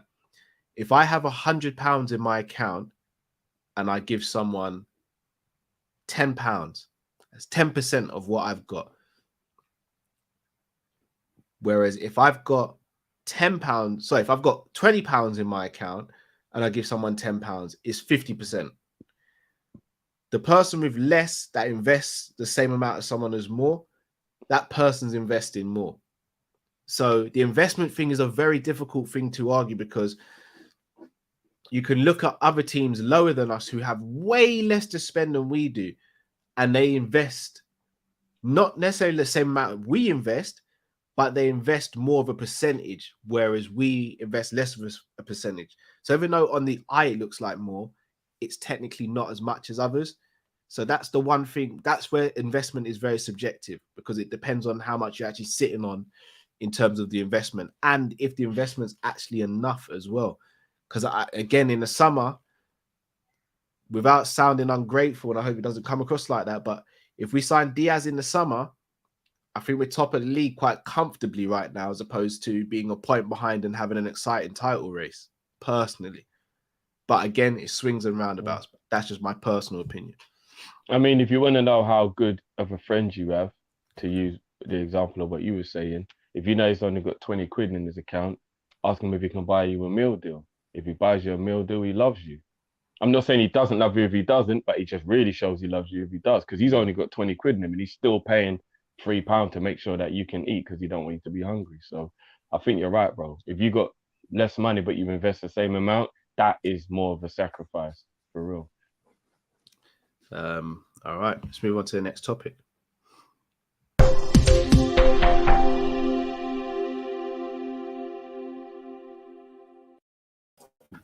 It feels like the summer again. He's back in 380p. Matt, it's still looking rough, bro. Matt, do me a favor, bro. Switch the visual off, and then obviously Matt's just giving that Jada look right now, bro. And then we can just hear you, and that's fine, bro. As long as we can hear you, bro, it's fine. That's the dirty one. Can you even hear me, or does it sound funny? Yeah. Well, we can hear all of you, just to let you know. Does it sound alright? Does it sound alright? Yeah. That's good, not bad. man. That's not bad. This is, I'm not gonna lie, but man, this for deflated, blood. I just can't. I'm not gonna say nothing who the internet provider is. They don't even deserve that. No, I hear that. I wish I could show the people your WhatsApp message. I'm not gonna lie, bro. No, bro, it's just a joke. Because I went on to the, sorry to kind of interact the thing, but I went on the website thing. I was like, there's got to be an issue because I've done everything. And then when I checked, like I said to you, there's actually a problem in my area, like just in my area, bro. Even my phone is dead. He's going mad again, mate. You're going a bit robotic. I can't. I thought not, guys. I'm gonna jump into the chat. I'm just gonna jump into the background, I think. Yeah. I'm just gonna chill with you, man. Don't do a Will Smith when you're in the audience, you know, bro. I say something about Naby. Keep Naby Cater's name out your effing mouth. Oh, this is mad. All right, do you know, actually, let me just, is anyone, actually, no, I don't want to give them any airtime. People could probably work out who my internet provider is. I think I've said it a few times before. Yeah. Keep Naby Cater's name out your mouth. Bro, this is just tragic. Bro, every time, like in the last, I'd say last couple of weeks, it's been a bit iffy. Yeah, it has been. Remember, mine went through that as well. Oh, yeah, I remember. Bro, it's the same thing, isn't it? Like, but anyway, I'm just gonna. Mad robotic still. Mad robotic. Vitinha, guys. So we were linked to him quite heavily in the summer, especially with the talk of Grujic potentially going to Porto. Didn't happen in the summer. I personally still don't think it's gonna happen. But I mean, firstly, Matt, do you think there's a chance? Drift, do you think there's a chance of Vitinha coming in too? Do you think he is what we need? Does he add to our team, to our squad? Hold on, Coutinho. What have I walked into? Vitinha. Won that, brother. Oh, I was going to say, what have I just walked back into? Keep Felipe's name out your... I'm going to be completely honest with you. I don't know anything about Vitinha or Vitinho. I don't know anything about him because someone just let me in on who he is, what he's about. You know much about him, Matt? I'm gonna be real. I know a lot about him. I used to play footballs, tidy, as you expect, good technical ability, but I have to say I ain't really watched him like that to give you a full analysis. But so I will say this though. Normally with Portugal and stuff here, it's like a really hit or miss thing. But something says to me, even if it's not him, I can see I'm going to break it now, but even if it's not him, I still feel like there's going to be a position open for our midfield spot, whether that's most likely Oxlade-Chamberlain, because I find it kind of not a coincidence that we've been linked to Schumann, Gravenberches, your Benhams, Oxlade-Chamberlain's unhappy. Like, I think it's kind of like safe to say that there's most likely going to be a change in our midfield. And even Naby Keita, he hasn't signed that new deal yet either. So there is that massive chance that something potentially could happen in midfield, whether it's him or not, innit? I think it kind of says to me that that's the area of the field where we're going to make some changes. I don't think we're going to make any changes in defense unless we get a backup right back for Trent, and we may potentially get something for the forward line, but I think it's going to be more midfield than anything. I just had to say before we move on, I'm a massive fan of your work. Keep doing your thing, and I think when you proved that you can actually sing during the Masked Singer, that was sensational. Bro. What am I singing? That was sensational. I don't know how it sounds, innit? Does it sound mad? No, but this is T. Why didn't you let me know that T-Pain was going to be a special guest, bro? I would have got my hat and everything, bro. No. Let me join the crowd. Let me to the crowd, people. Let me make sure that I'm gonna do that crowd. So you know, we got the 4G. You know, just for that, yeah, I'm gonna try everything. You man, I'm coming going up, down. I ain't got a problem spending all of my money. These men are going on savage. Trying to see what's up now. I got a fresh outfit. All right, that's how you don't want to play. All right, watch it now. Look, I'm gonna try the 4G. I can't believe it. Listen. She all on me. Oh man. All right. Fucking hell, we could keep this going forever. Yeah, we could still. This is all I'm gonna say to you. In fact, I'm going weird again, and I can see the ball. Yeah. Welcome to the good life. I'm not me, I tell you, you're pussy. Me ready for yam up your blood clot.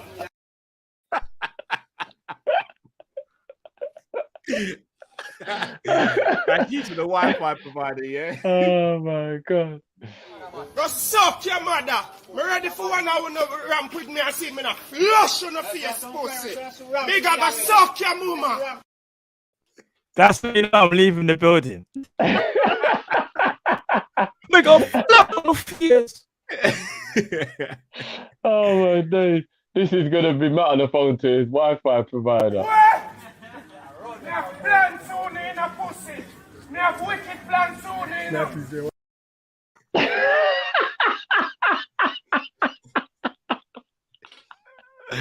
This is my energy. No, This you know what? Yeah, that's a good one. This is the same energy I'll be giving to my Wi-Fi provider once this show is done.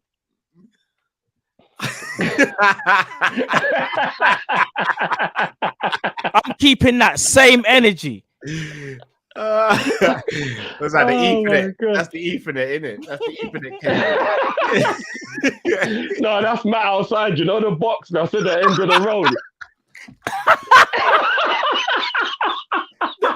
Man, take out the whole neighborhood done. If I can't have Wi-Fi, no one can get Wi-Fi. Oh man. No, fam, this is crazy. I've got right. There's nothing I can tell you. 1 second, guys. No, carry on. Let me get through some of these supers. Ash says Matt's Wi-Fi is treating him worse than Jada treats Will. Oh shit. Ash is different. Mr. Dare I say it says, did you man hear about the kid who waited for D9 and Henri and then asked for D9's pitch autograph? Henri was shocked, he couldn't believe it. Well, I can. Is that real? No, I need to know that's real before I respond to that. Is that real? Did that really happen? If it's real, then I mean, one's the GOAT and the other's a fantastic footballer with a fantastic career, but there's only one D9 in it. Ems A says, we raiding the Portuguese league, Pep future manager. Nah, he's not a make it. Oh, Linders. So every time people say Pep, I always think it's Guardiola. People have got to say Linders. I'm not even gonna lie. The Pep thing's too No, the only Pep I respect is Linders still. It's real. It is real, yeah. Hey, talk to me. I mean, I'm not gonna disrespect anybody. I'm just gonna say one has a winning goal in a Champions League final, and the other was great, but Yeah. There's only one D9. All right. So last topic before we go, Drift, and I'm going to spring this one on you. Matt, hopefully he's in the chat. I'm going to spring this on him as well. I want to speak about the midfield. So let's get into it quick.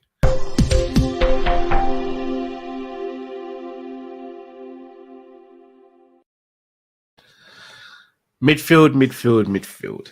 It's the position on the pitch that probably gets the most scrutiny in our squad, especially after we got Diaz. Everyone seems to be pretty happy with attack, maybe barring, well, again, for myself, one more attacker would be perfect, and that needs to be someone who can deputize and compete with Mo. But midfield is where there's been the most scrutiny this season. So in terms of our midfielders, I'm going to list the names. Fabinho, Hendo, Curtis Jones, Harvey Elliott, Ox, Naby, and Thiago, right? And Milner, sorry, 8. We've got 8 centre midfielders. Oh, hello. Hello. Can you hear me? We hear you. We hear you. Can you? Am I all right? Yeah. Yeah, but remember, obviously it's not as perfect as the great Matt, but we can hear you fine. Listen, as long as you can hear me, as long as you can see me, bro, because I know this thing. Yeah, as you saw it in the message in it, like we moved. So yeah, it might mess up though. Out of the midfield, I don't know if you heard the list of midfielders we got, Matt, but I'll just run it through one more time. Hendo, Fabinho, Thiago, Naby, Jones, Curtis, Ox, and Milner. We've got 8, yeah? Yeah. Out of those 8 guys, which without being sentimental, we just strictly business, like no emotional attachment to any of these lot. Which out of those 8 would you sell in the summer? Can we count alone as the same thing because he's out the club? Yeah, for go a season? true. No fixed rules. Go true. What are you saying? I would loan Curtis to a team that's going to play football that will benefit him. I'm not just letting him go anywhere. I want him to go to a Brighton, a West Ham, a club that I know he's going to play regularly and it will benefit him to be there because the aim is that he's coming back. He's not going to get rid of him. He's going to come back. Yeah. And I would try and get some money for Ox. So short. You man is silly, you know? Man, whispering to his wife, Who's that man just cradling the modem saying, come on, bro. Come on, the thing is, I'm not even on the Wi-Fi. That's how peak it is, bro. Oh my days.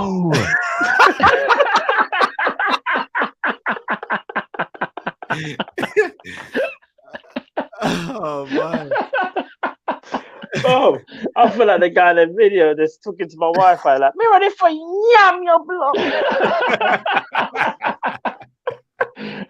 You know that advert? You know that I can't remember who it is, but you know that woman chops her modem. Have you seen that advert?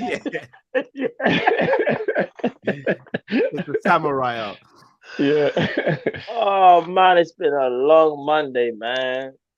So you'd loan out Curtis. I'd loan out Curtis with the full intention of him coming back, but I just believe he needs to get like proper week in, week out game time to get his like ability up and get to the level we know he's capable of. I think him playing in and out every now and again, it's not beneficial for his actual career to progress. And I think Matt made a good point one time when even if you feel like Phil Foden is better than Curtis, which at the moment is clearly obviously is, I don't necessarily think the base of the talent is much different, but Foden is constantly playing and has been allowed to develop. And I don't think Curtis is going to be allowed to do the same for whatever reason. I'm not going to get on Klopp or anything, but for whatever reason, he's not going to be allowed to have that level of development that's going to let him go to that next level. So I think Jones going out on a loan to a team that plays very similar football, as I said, I think, or not even necessarily similar football, but football that will benefit him. Like I think a loan at Brighton would be brilliant for him. I think West Ham would be a good loan move for him. I mean, they got the billions now, but like a Newcastle before the money would have been a good move. Like a team where he'll play every week, He'll be able to develop good fan base, relative pressure, so he continues to learn how to play with pressure. You know what I mean? Like that type of stuff. And I would get money for Ox, because I do believe, as much as I love Ox, and you lot know that, I think his time's up at the club. I do. I think he needs to go to a club now where he doesn't have pressure and he's appreciated. Because I must admit, the Liverpool fan base don't appreciate him. And I think he's done well. I think in January, he was really good, man. And it really went unnoticed. I think he chipped in quite a lot in January. But people just don't seem to appreciate him here anymore. So it's like the Divock situation where I'm like, look, I'm not going to try and convince you that he's good anymore. And I get it's time to move on, go and have a good career somewhere else. Fair dues. Matt, who would you be willing to let go? I think Oxlade-Chamberlain is definitely one. You kind of feel like you said, the writing's on the wall for him, man. I think I said it before as well. Sometimes the team can move ahead of you. I think that's what's happened with him because of the injuries that he's had. It's almost like he's playing catch up, but we've moved past him now, and it's not his fault. It's just that injuries have, I think, caught up with him, and I think the expectancy was him having a more prominent role, but it just hasn't happened for various reasons, whether it's been bad performances or a lot of it has probably come down to injury. I do think he needs to play in a team where he plays week in, week out, and he gets that full confidence and knowing that if he has a bad game, he still might start the next game. He knows for Liverpool, if you have an indifferent game, not even a bad game, just a slightly indifferent game, you're most likely not going to play. And I think that's been playing on his conscience recently. And for a guy that's been injured a lot of the time, it's not good because they need that kind of belief that they can get back to where they was. But I think we've moved past Ox, so it's just unfortunate. In regards to Curtis Jones, I agree again with Drift in terms of I do think a loan would really help him. Bit like the way how the loan helped Harvey Elliott for Blackburn. I just think with Curtis Jones, I think he's good enough though to have a loan in the Prem. I don't think he should go to a championship. I think go loan in the Prem and see what he's about, see what he's made of. Because listen, as much as I was, taking the mick out of him, or not taking the mick, but no, I will say that actually. Let me just be honest. I was talking bad about Minamino, saying he ain't good enough, rare tear. I'm not. People know I've said that. I'm not going to deny that. Yeah. And look what he's done. But the joke thing is with Minamino, and I think people can even agree with this.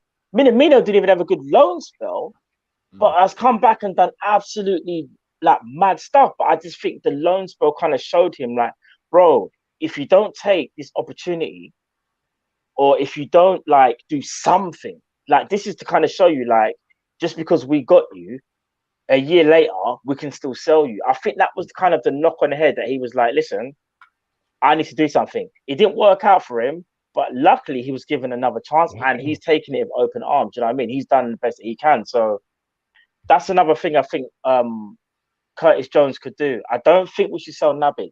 However, for Naby Keita though, I don't think he should get a pay rise. It's got to be the same contract with some performance related stuff in there, because I think he's on about between 120, 140. Listen, he's a quality player. Everyone knows this.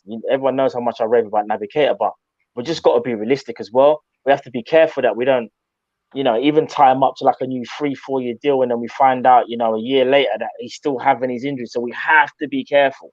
But I would hold on to him a bit longer. Maybe a 2-year extension, Cal. So those are the only 3. 2 of them definitively. One of them, I want him to stay. I think he can do the business, but we just have to be careful. So both of you are saying Jones and Ox. Yeah. Jones on loan, Ox permanent. Yeah. Naby, you're not. Naby wasn't. Naby, I want him to stay, but I fully. Yeah, I don't. 2 years. Yeah, 2 years. Don't give him a long-term contract because again, we don't know how he's going to react. This season's probably been his most productive season. Yeah. But I still can't sit here and go, definitively, this is the best season of Naby Keita. It's a weird one. It's it is and it isn't. No, I don't know. No, it is. It probably is, but there was another season that he had might have been on par with this. I'm trying to remember which season it was. There was one other season. It was the back end of the year we won the league, Matt, when he was brilliant. But again, there was no real pressure because we. No, that's true. That's true. Yeah, maybe it's that I'm thinking of. Yeah. But I think, Naby Keita again, like unless you're bringing in like a major talent, like for example, let's say like it meant Naby Keita was going, but was bringing in a Tchouaméni or a Bellingham or something like that. That's the only where I think, do you know what? It kind of makes sense because we're trying to get that little bit younger, even though he's not old, but we're going for more durability, so to speak. And these players are durable. They're not on Naby's level right now, but they have the potential to be better than him in the future. So that's how I kind of see it as well. So it's about being smart and shrewd, which we always are, in my opinion. Like, I don't know how we do it at times, because sometimes I think, we're not going to buy no players. But every now and again, we clearly work behind the scenes a lot more than maybe what we believe we actually do. And sometimes we have a bit of a moan there and we're like, we're not going to do anything. But what we don't know is from 9 months ago, there was already talking to Diaz kind of thing. Like, like that. So let's just hope that our club is doing that even again. And this summer, we're surprised. Let's hopefully we're surprised again in the summer. This Tchouaméni stuff seems real, isn't it? You both said that. So if we were to sell those two, sell one and loan the other, that would leave us with 6 midfielders. Yeah. No one's mentioned Milner. Are we keeping Milner? 100%. All right. I am. I'm even leaning towards Elliot going on another loan. No. See, here's the thing. I think there's Elliot, a little part of me still leaning towards it. I can't lie. You think? Yeah, see, just a little bit. Just a little bit. Hold that there, guys. 6 midfielders going into the season. Is that enough? No, I think you need 7. The way we play, I think you need 7. So just to confirm, if we made the transactions you guys suggested, Hendo Fabinho, Keita Thiago, Elliot and Milner. Yeah, and then that's why you bring in one other. Basuma, Tchouaméni, whoever it may I think if we're going to bring in the one player as well, that person's got to be like, they've got to play in multiple positions, innit? In the sense of like, they've got to play DM maybe and 8. And if I'm being honest, out of all the players we've been linked with, just for this summer, Basuma probably makes the most sense. Because, or Tchouaméni, even though I still feel like I've just seen the best of Tchouaméni in the 6, even though some people say he can play 8. I've just seen him play best in the 6, whereas like a Basuma, he can play just as good in either role. I think there's a slight difference. And maybe that's because of age as well. He's older than him. I don't think Basuma happens if we keep Naby Met. You can't have another AFCON player. I don't think that happens, bro. But why should we? Logically, it don't make no sense, though, bro. Because just imagine a world where, for whatever reason, God forbid, because I'm not injuries, but just for some reason, our best team ends up being Basuma and Naby, right? In midfield. They're just busting it up. They're absolutely amazing. And then we get to January and then they've got to go. You got Thiago.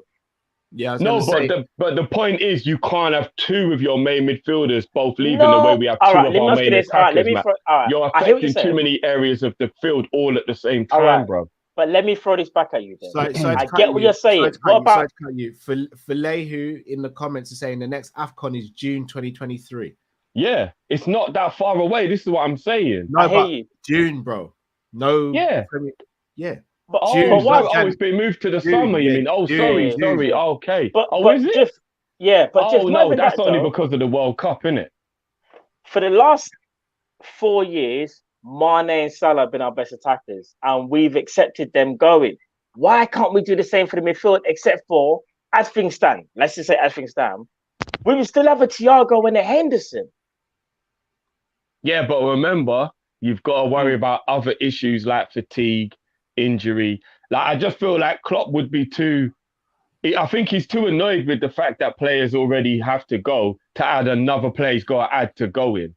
That's my belief anyway. I could be completely wrong, but and if you look at your competition as well, and again, you should never watch face, so to speak, but if you look at the fact that City have only got 1, Arsenal have only got 1 or 2, Man United have only got 1, they might not even have any if Bailly leaves.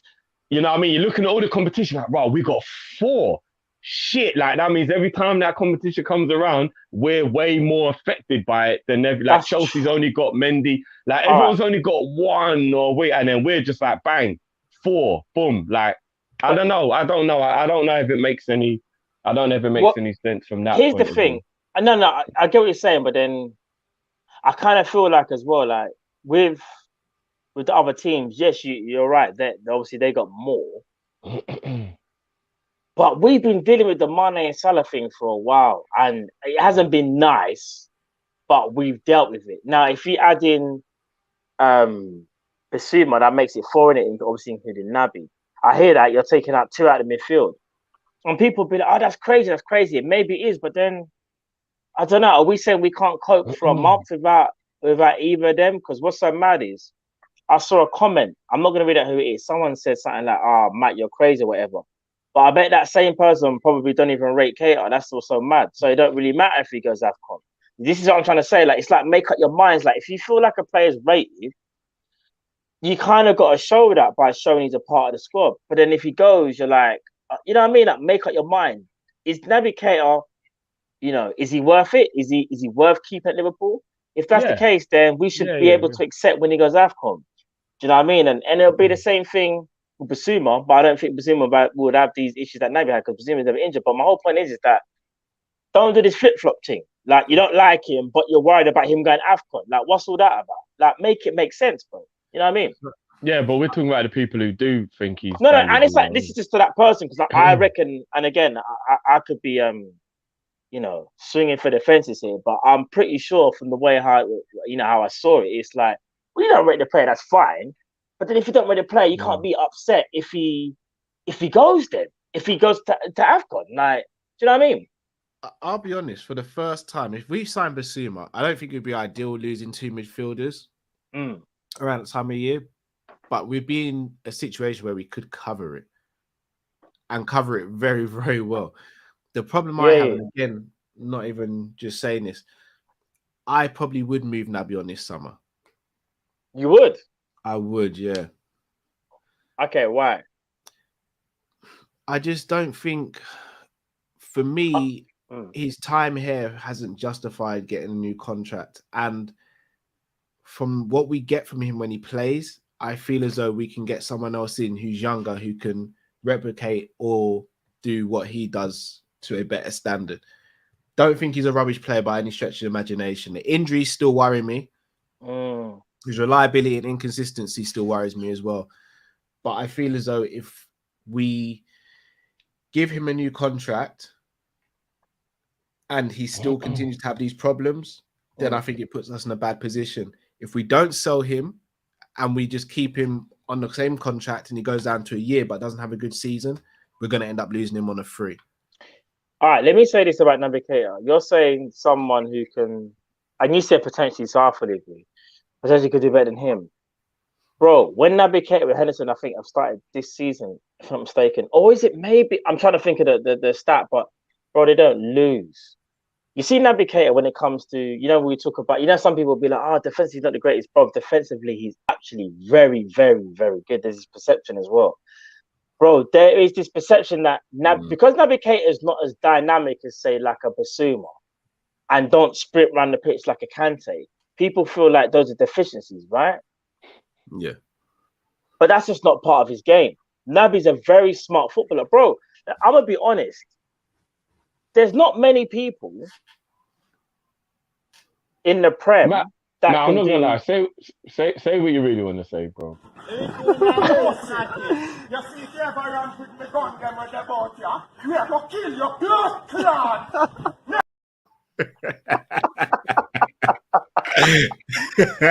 No, do you know what it is, Drift? Do you know what it is? I understand what Carl's saying to a point where he's thinking we can do better. And obviously, you can always do better because I'm thinking of guys like, like Gavi and that. Like maybe Gavi, you know what I mean? But what I'm trying to say is, for what we have right now, I think he offers a lot more than what people think, innit? And he kind of goes under the radar.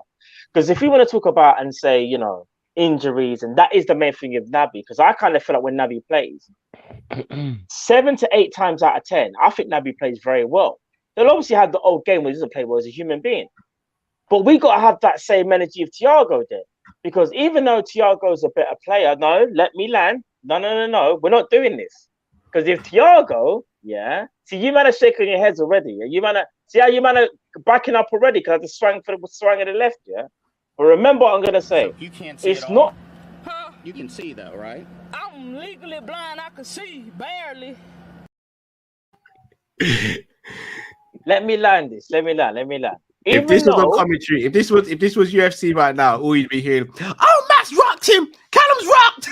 Max rocked him. Oh, he tagged him. Because here's the thing. Here's what I was gonna say. You guys, obviously, in my opinion, Thiago's still better than Navigator. Like that, I know that I'm not stupid. Like Thiago's he's just different.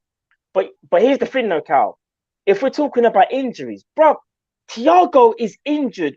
Probably, I hate to say it, but probably the same as Naby. Yeah, agreed. So we gotta have that same energy, but we won't do that because he's more of a fan favorite, and there's no kind of like, there's no thing about Thiago. Because here's the joke, though. Thiago could come. Huh? It's the contribution, Matt. It's the contribution. No, but let's not. Can I ask you a question? All right, you're saying who plays better? I'll say this to you, man. Callum, you love stats, innit? You're the stats man. No.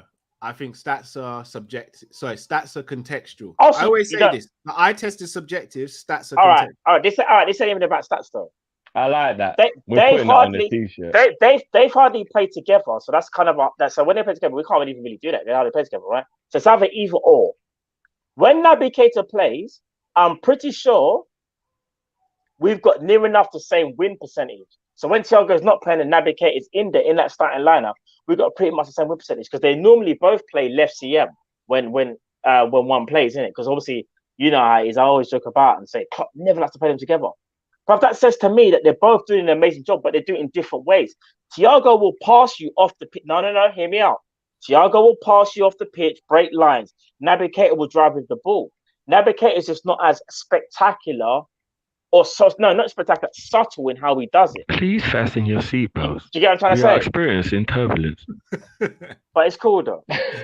That's just my take on it. I think both offer a lot in that left centre midfield role. And I think, in my opinion, both get injured a lot. I just think that there's no, There's no agenda around Thiago. So he's always going to get that blight. But if we're just calling it on face value, bro, Thiago's missed a lot of games, but I don't see no one talking about Thiago. And I leave it there. It's about the actual contribution, though. I agree with you that Thiago does miss a lot of games, but Thiago very rarely plays games where he hasn't been influential in the game. And we do have a lot of evidence of Naby. And some players can't just come back and hit the ground running. I'm not blaming Naby at all. But I think that Naby is way less effective in terms of impact from games played on top of the injuries.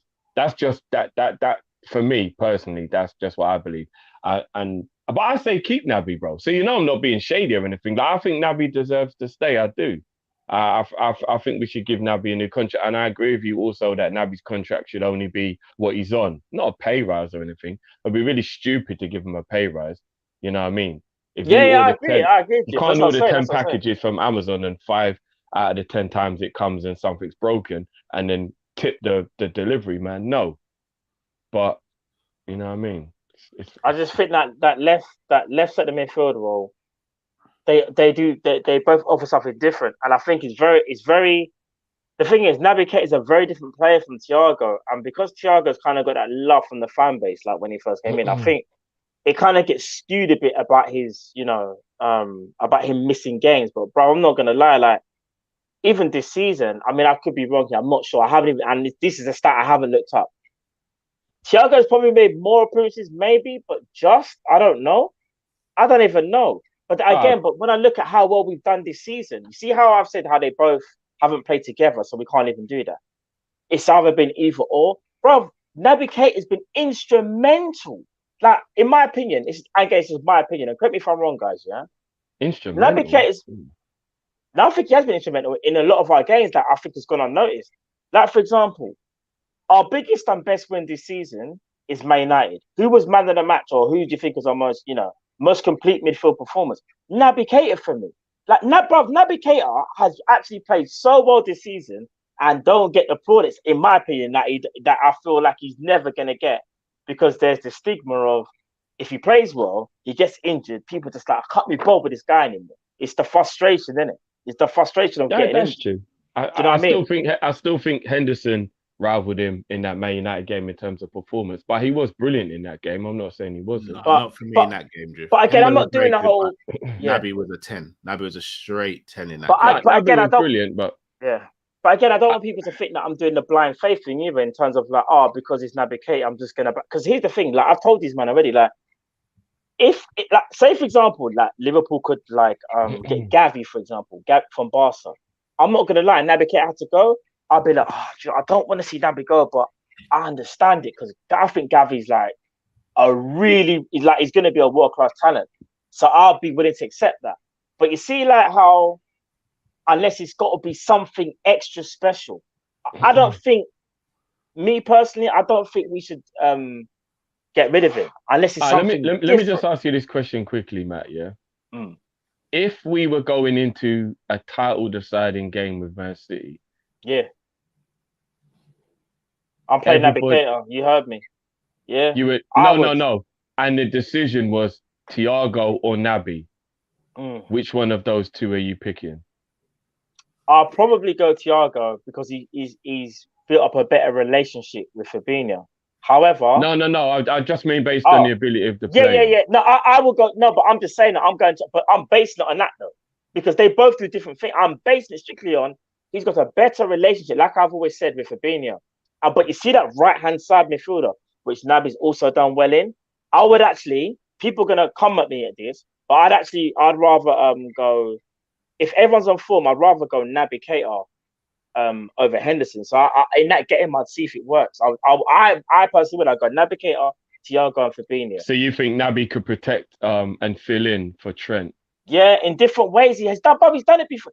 What's the last game when Naby Keita made that vital interception right at the end? Do you remember when he's running all the way back? I can't remember what game it was. Cal, you got the best memory. Can you remember the game where West Ham? We were under the West Ham. Yeah, it's stuff like that that kind of goes on. Like no one would ever talk about that. And this ain't nothing against you, Jeff. But you see little things like that, but are big. Yeah, no one don't really talk about that. It'll be like, was Naby Keita beating two man? What's he here for?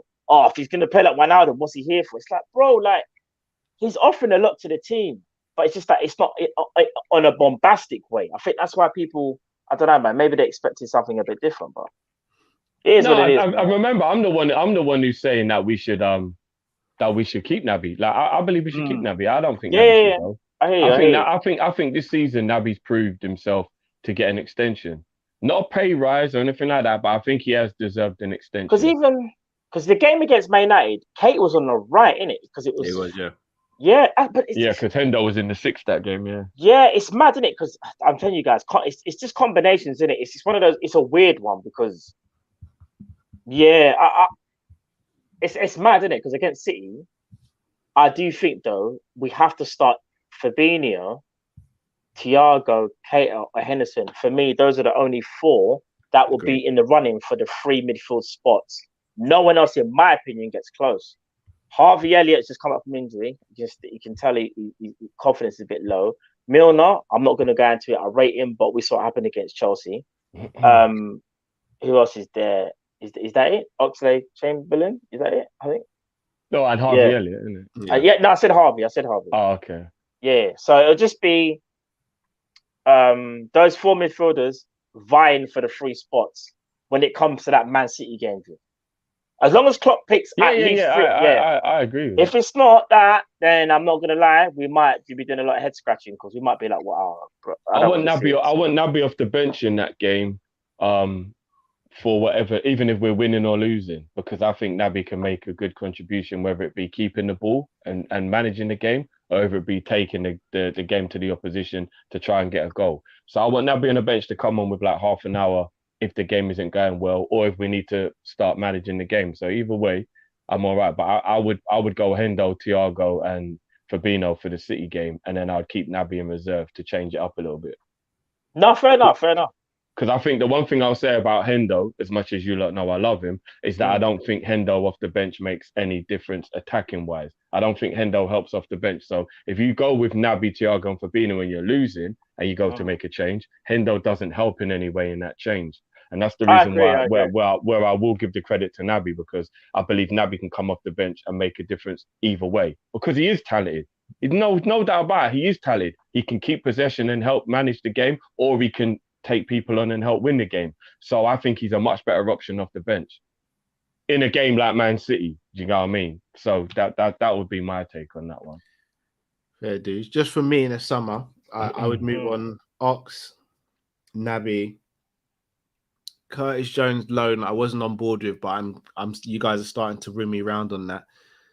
And I'd bring in Shuameni and either Gravenberch or Basuma. I thought you can say Gavi. I was like, you're on board. No, Gavi ain't happening, bro. Yeah. He's too much of a Barcelona boy, guys. He's just making sure he gets the contract he wants. He's not doing it because he wants to. I'm just saying, there's that 1%. Listen, as long as that release clause is still there, there's that 1%. Listen, even if it's 1%. Jeff, let me ask you this question. Even though you're the manifesting for you has been working. Before you was manifesting, bro, did you think there was any chance we were gonna get Diaz, bro? In January? No chance in it. He didn't even think it's gonna. But do you know what's so mad, people? Let me tell you a quick story. When that transfer got announced, Drift was unavailable at the time for like the first part, and I was speaking to Carl, and I was like, he ain't even gonna believe us if we're telling him. I said he won't even believe. I told him, and he was like, "Oh, what are you talking about?" You know, there was it's just like, "What? No, that's not happening." I was like, "Bruv, check everything. If you think I'm gassing you, just check social media." And I swear to you, I think the phone might have been cut off at that point. And whatever happened, I don't know. Drift probably poured himself a nice, glass of rum or whatever and celebrated. But the whole point is this. We just licked the bottle back, bro. There's surprises in football. There's surprise in football. Like, I'm gonna be real. Like, even myself, I didn't even see us making any transfers. And yes, it might have been because Spurs helped us in a sense of, them going for Diaz forced the plans, but we still could have been stubborn. We're Liverpool. We've seen it done before, where we're like, well, we had that for the summer, so it's not the summer, is it? So we ain't gonna make any moves. Like we did with Werner, innit? Indeed, bro. Yeah, it'd be interesting. If we had to go one midfielder, though, I'd go for a specialist 6. Would you? I think we've got enough players who can play the 8. The 6 is the one that worries me. Okay, and that's nothing on Hendo either, Drift. Like, I love Hendo. No, I'm not going to take that personal. I just disagree because I think Hendo can definitely play the 6 when Flacco. Not as good as a Shuameni.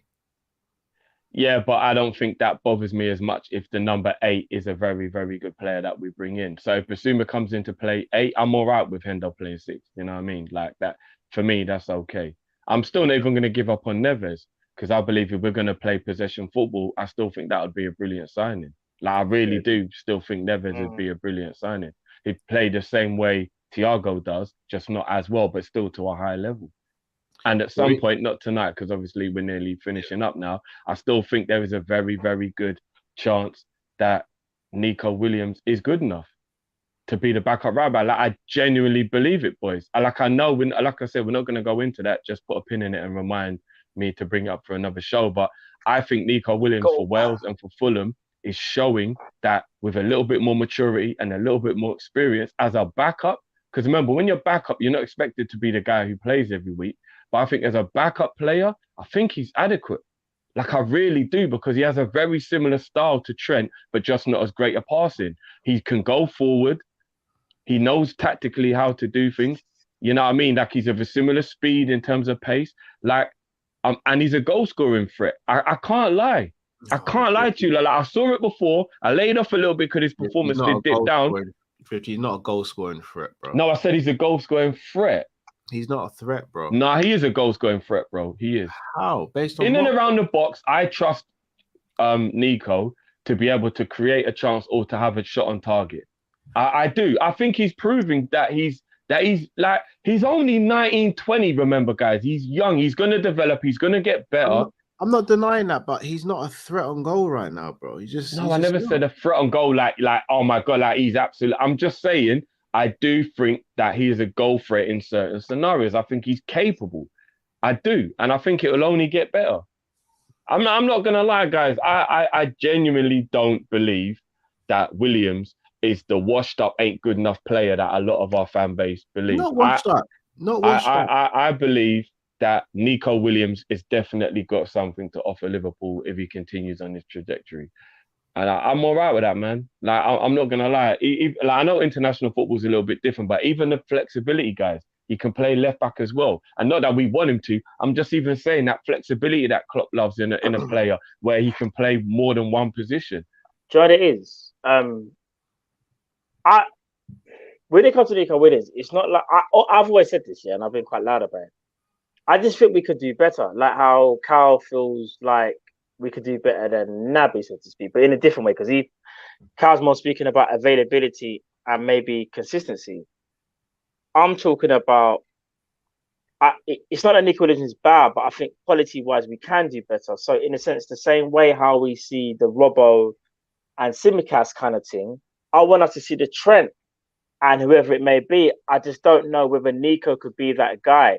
Because here's the thing, Jeff. Even because Nico being young as well, like you said, yeah, Tsimikas obviously being older has that experience and maybe that maturity to understand that even if you are playing well, you might not even play. And when you do play, you've got to play like this is a final. I don't think Nico can play that. Nico can play that game. I think Nico has to literally play week in, week out. Maybe that's why we're seeing a slightly better Nico Williams. However, we've also got to kind of gauge where he's playing. But I don't want to disrespect him because he's playing well. I just feel like the level of maturity that you would need to play at Liverpool, knowing more likely than not Trent is going to be the number one, I don't think that's for him, bro. Because how's he going to develop? He's not going to be able to rotate with Trent like that because Trent will hardly get rotated unless you are seen as someone who can replicate exactly what he does. And I feel like if that was the case, Klopp would have done that before and not sent him out on loan. Because here's the thing, Jeff. Even though I disagree with that. I disagree. Oh, well, hear me out on this one. I don't even know I'm speaking to the mic. The mic ain't even on. I keep doing that. Bad habit. Not using the mic. So much, you know. But when it comes to saying now I've lost it. When it comes to Nico Williams, though, yeah, I feel like if Klopp thought he was that good, he wouldn't send him out on loan. Because no, that's the part I disagree with, bro. Well, hear me out, because I feel like Klopp's thinking what me and Cal thinking and what you're starting to think. You're just not saying it as loud. Quadruple. If you want to win all these trophies and you want to try and be in the best situation you can, you try and keep your best players. He obviously feels, for whatever reason, I can get away with not having Nico because what he was offering before, it's not like I'm going to miss him. You just got to think of it in black and white. So it's not about him, you know, caring about him. It's just him thinking from a quality perspective, I'm not missing that much from you because you weren't doing what you're supposed to be doing in his eyes. Hence why we let him go to it. There's a reason why we don't loan out a Salah. There's a reason we don't loan out a Mane or a Jota because they're quality players. You loan out players, in my opinion, this is my opinion, again, that for whatever reason, they're a little bit indifferent, but reasons are always different because of age. He's young, he needs to play football. At Liverpool, the mentality that he needs to be at that level where Tsimikas is, I don't think he's there, Jim. I think if he was older, I think you've got a valid argument to what you're saying. And I still think you've got a valid argument. I just think it's the age thing as to why I feel like, yeah, do you know what? That's why Klopp's kind of let him go and he's not too bothered. Because, bro, why would Klopp jeopardize a Champions League or a Premier League knowing that Nico is of high quality? You explain that to me. Sometimes it's about the greater good, bro. And it is about, like, I don't know, like, for example, being young is the reason why he was loaned out. I think if he was 23, 24 and he got loaned out, I'd think the writing was on the wall. I think the fact that he's young means that Klopp's looking at it like this is about development. This is about future-proofing. This is about seeing if he is the level I think he is, proving himself. In the summer, when I'm going to do my transfers, do I need a right back or is Nico going to solve that problem for me? I think those are the type of reasons, bro. Do you get what I mean? Like, I think that age is a major factor. And again, great or good. If you only had £10 in the bank and I said to you, look, I got this investment deal, bro, and I'm not going to lie, it's going to massively benefit you. So if you put a £5 in, Within a couple of months, I can turn that into £1,000 for you. Then we can reinvest that 1,000 and we can keep on moving. And you're going to think, I've only got a tenner, bro. A fiver, that's half my money. I'm like, no, but bro, in a month's time, it's going to be worth £1,000. Like, I'm telling you, struggle for a month and then you'll have £1,000 at the end of the month. I hear you. You're probably going to take the investment, right? Because you know that the risk is worth the reward. I believe that the risk of loaning out Nico is worth the reward if he proves himself. And I think at the moment he's proven himself, bro. I can't lie. I don't think he's a world beater or anything. Don't get me wrong. I'm not sitting there saying no, you're not saying that. No, I know heir to the throne or anything. But bro, I think Nico's a good player, man. No, like I do, bro. Like I genuinely believe there is a player in there. You're saying for the greater good, but also at the same time, just quickly. Klopp knows he's not going to be at Liverpool forever. He's not going to be at Liverpool forever. So Klopp's thinking, I need to win as many trophies as I can before if I do go on that sabbatical and nothing's been sorted. So I'm guessing Klopp's thinking is, I just want to win as many games as I can. You know how Klopp says, take the next game, so the next game. Bro, if someone is that important to your squad, in my opinion, you don't let them go. Just like how last season, he felt, and again, he felt at that time, Minamino wasn't putting up any trees. I'm going to let him go. I'm going to see what he does because he's not offering what I need. So therefore, I'm not losing out on much. I feel like he feels the same thing about Nico. Not in a disrespectful way. It's just thinking, you're not Simicast. You're not like 25, 26. Mentality-wise, I know you need to play games, but you're not going to play those games. And even if you do play those games, are you going to be able to do what Trent does? And not just Trent does, but can you play at a high level as soon as I ask you to play? Can you put on that switch? I don't think he can do that because of the age that he's at. Like you said, he's got a lot of learning to do. So that's why he's not the finished article. All right, let me say this. So yeah, because obviously let's not dwell on Nico too much. Yeah, but if you check it though, bro, at the beginning of the year, when the games weren't as important. Not saying they weren't important at all, because there were still cup games, but when the games weren't as important, Nico played every game. And I think we got to January and Klopp just realised, right, every game now is a real important game where it's not necessarily about the experience or trying to get the game time. It's about just getting the result now, isn't it? Now, when you get to the quarterfinals of a tournament, results are more important than performances. And I think he's thinking, oh, it's going to be risky to throw a Nico in now. So he's probably not going to get the type of game time to help his development like he was earlier on in the season when I could play him in those games. And I genuinely believe that's why I loaned him out, bro. And I think that's why there was a difference between the summer and then January. I think because he knew he could get games out of him at the pressure, at the level, in the squad, in and around the players he needs to be. But then when the pressure part of the season came, he went, all right, now to get you game time every week, go and play for Fulham, who still play a good brand of football, are going to be winning, get that winning mentality, get that winning spirit, playing every week for a good club. And then you can come back to us and, you know what I mean? You'll be a lot like what happened with the Blackburn loan with Elliott. You know what I mean? I think if Nico would have gone to a random club that didn't even make any sense, maybe it could have been we just don't really rate this kid. But to go to the best team in the championship, to play every week and become and get a winning mentality and get good experience, I think that choice of club means more of a like, yeah, we actually do believe you might be ready if you prove it. So I'm just going to go on that premise. I'm not even saying you're wrong with what you're saying, bro, but I just believe that Klopp, and again, I know Klopp needs to win now because he's only got 2 years left, but I think Klopp, a lot more than any other manager there's ever been, maybe Wenger might go into this category as well, caring about the player and the man himself and not just about himself. So I think he wants Nico's and Elliott's to have futures, regardless of whether it helps him or not, because his real philosophy in football is player development. I reckon Klopp would rather live in a world where you develop players than you buy players, because he is a real coach and he loves working with players, making them better and getting them to that next level. He even said it himself. So I believe that he doesn't care whether Nico helps him as long as the kid has a good career. So he'll also do what helps Nico's career at the same time. Do you get where I'm coming from? So I don't necessarily think he would just think, oh, I want to win things. I'm going to keep whoever around. I think he is also thinking he's a young kid, needs to play ball, has to think about his own career as well. So I think it's a balance, you know what I mean? Yeah, dudes. Enjoyed that chat between you two still. That's why I didn't jump in. It's I know where I sit on it, but it is, yeah. It's mad. It is because I think both of us have very, very valid point. It's just whether, do you know what it is? It's hard to tell what Klopp's thinking regarding Nico. It really is, because at one point I thought, yeah, he's going to keep him around 100%. Then he doesn't. But then he speaks glowingly of him, which rightly so he should, because, you know, it's Klopp. Nico's doing well at Fulham. then it's like, is he going to come back though? Because again, Klopp may be giving you that game time because maybe that was what he was craving and he's being cool with you. Or is Klopp, it's hard to say because I feel like Klopp is still ruthless at the same time. When he needed Lovren, he needed him, innit? And he was like, bro, I know you want to leave, but you wait one more year and I'll let you go. And he did.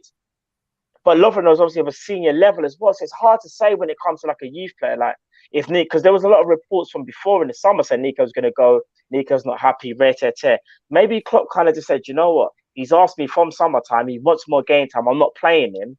And I can't live without him. That's how I kind of see it because I still feel like Klopp's thinking, I've got Joe Gomez and I've got Milner.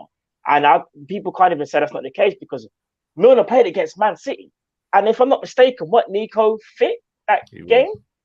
And that says to me, he's like, you're not there yet. So I don't know. It's hard. I don't know.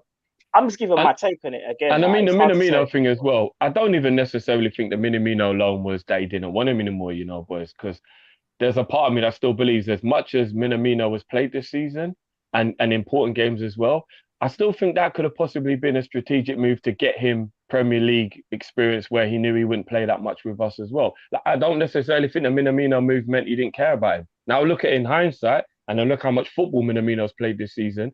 I'm thinking to myself, maybe Klopp just thought, look, if you go on loan, I'm hoping Southampton will play you every week and you'll get more game time and you'll get more experience. I don't know. It's a tough one. I don't know, because if he didn't care about Minamino wouldn't have played as many games as he has, if I'm being honest with you. So it's a tough one. That's what I'm saying. Minamino didn't even get a glowing reference from Southampton because they just didn't want to keep him. Then it's like, he's back here. Are we going to keep him? Are we not going to keep him? But I think Minamino's kind of was lucky and was able to carve out the opportunity that had arisen for him. Do you know what I mean? I don't think Klopp was thinking. This is a good point as well, you know. It could have also been the only player worth sacrificing for the spate to bring Kabak in. That could also have been it as well. I was going to say that. I don't know how true it is, though, because Kabak's under 21, but I think we did have to have a space for Kabak, and I think it was either between Taki and Origi whose space was going to be taken. So, let's get through some of these super chats. Taji says, the topic... Tell me your midfielders in order 1 to 8. Do you know, I thought for some reason he said I'm tired. I thought he said, "Tell me your mother in." I was like, "What?" Tell me your mofo in order. In order. I think have we done this before? I feel like we've done this before a few times. I've done. I'll just go. I'll go. Flacco, Hendo, Thiago, Naby, Jones. Milner. No. Milner, Jones, Ox, Elliott. All right, let me do mine. And I included importance and all that. That wasn't just ability. That was like everything. I'm doing everything in mine. I'm going Fabinho, Thiago. Okay, Naby, Henderson. I don't know why you were fronted. No, because I'm thinking about everything. Henderson. Remember, ability, importance, Curtis Jones, all that kind of stuff. Milner, Ox, or Ox. No, Milner. I said Curtis Jones, Milner, Ox, innit? Nah, Milner, Curtis Jones, then Ox. Or they're like in the same spot. They're like joint sixth or whatever it is. Bruv, you put Milner that low when it comes to like his experience and his like importance. No, he just the person said write them in order how you see that order, innit? He didn't say like what, because we could go deep in it and do the whole experience of what they've offered Liverpool. He just said top 8. How do you see the 8? Fabinho, Thiago, Hendo. I know I'm gonna get dragged for this. I know I am, but I'm gonna say it. Milner, Naby, Elliott, Jones, Ox. Fair do. If we're just going on talent alone, Thiago's number 1, by the way. Oh yeah, that's a different. Yeah, that's a different. If we're just talent alone, Naby's 3rd for me. No, Naby's 2nd, bro. Fabinho. I think Naby's 2nd. Talent. Yeah. Let's get through these super chats. let's get through these before we go on. I think talent-wise, man. Yeah. Yeah, I do. I got Fab in a second, still talent-wise. Okay. Ash says, Hendo, look at Maguire. Boys discuss, might be Maguire's lowest point. Hendo ruined the man with a desk there. Have you seen it? No, I haven't. No. Oh, yeah, the training. Bro, I swear down, Maguire's batteries must want to leave, innit? Bro, it's like Maguire's batteries just fell out. Bro, it was so weird that they're doing the whole circle thing, with the quick passing. The ball goes to Maguire, and it's like he just freezes, bro. Henderson, this is Henderson. Fam, you're a professional. I don't think he froze. They were doing one-touch passing. No, I think the ball came to Maguire, and Maguire just stopped it on purpose and was trying to like get a nutmeg or something, like do something silly. And Hendo's looking at him like, "Brother, we're doing something serious here." No, Hendo's not that bad to play about. No, Henderson looked like, bro, like, what are you? No, he generally looks at him like, "What are you doing?" Like, one touch in it, man, just stopped, like he malfunctioned, bro. Yeah, he's a problem, bro. Peterson says it's not better than Maguire. For me, yes, I would have Matt Phillips in my team. Mykonos magician.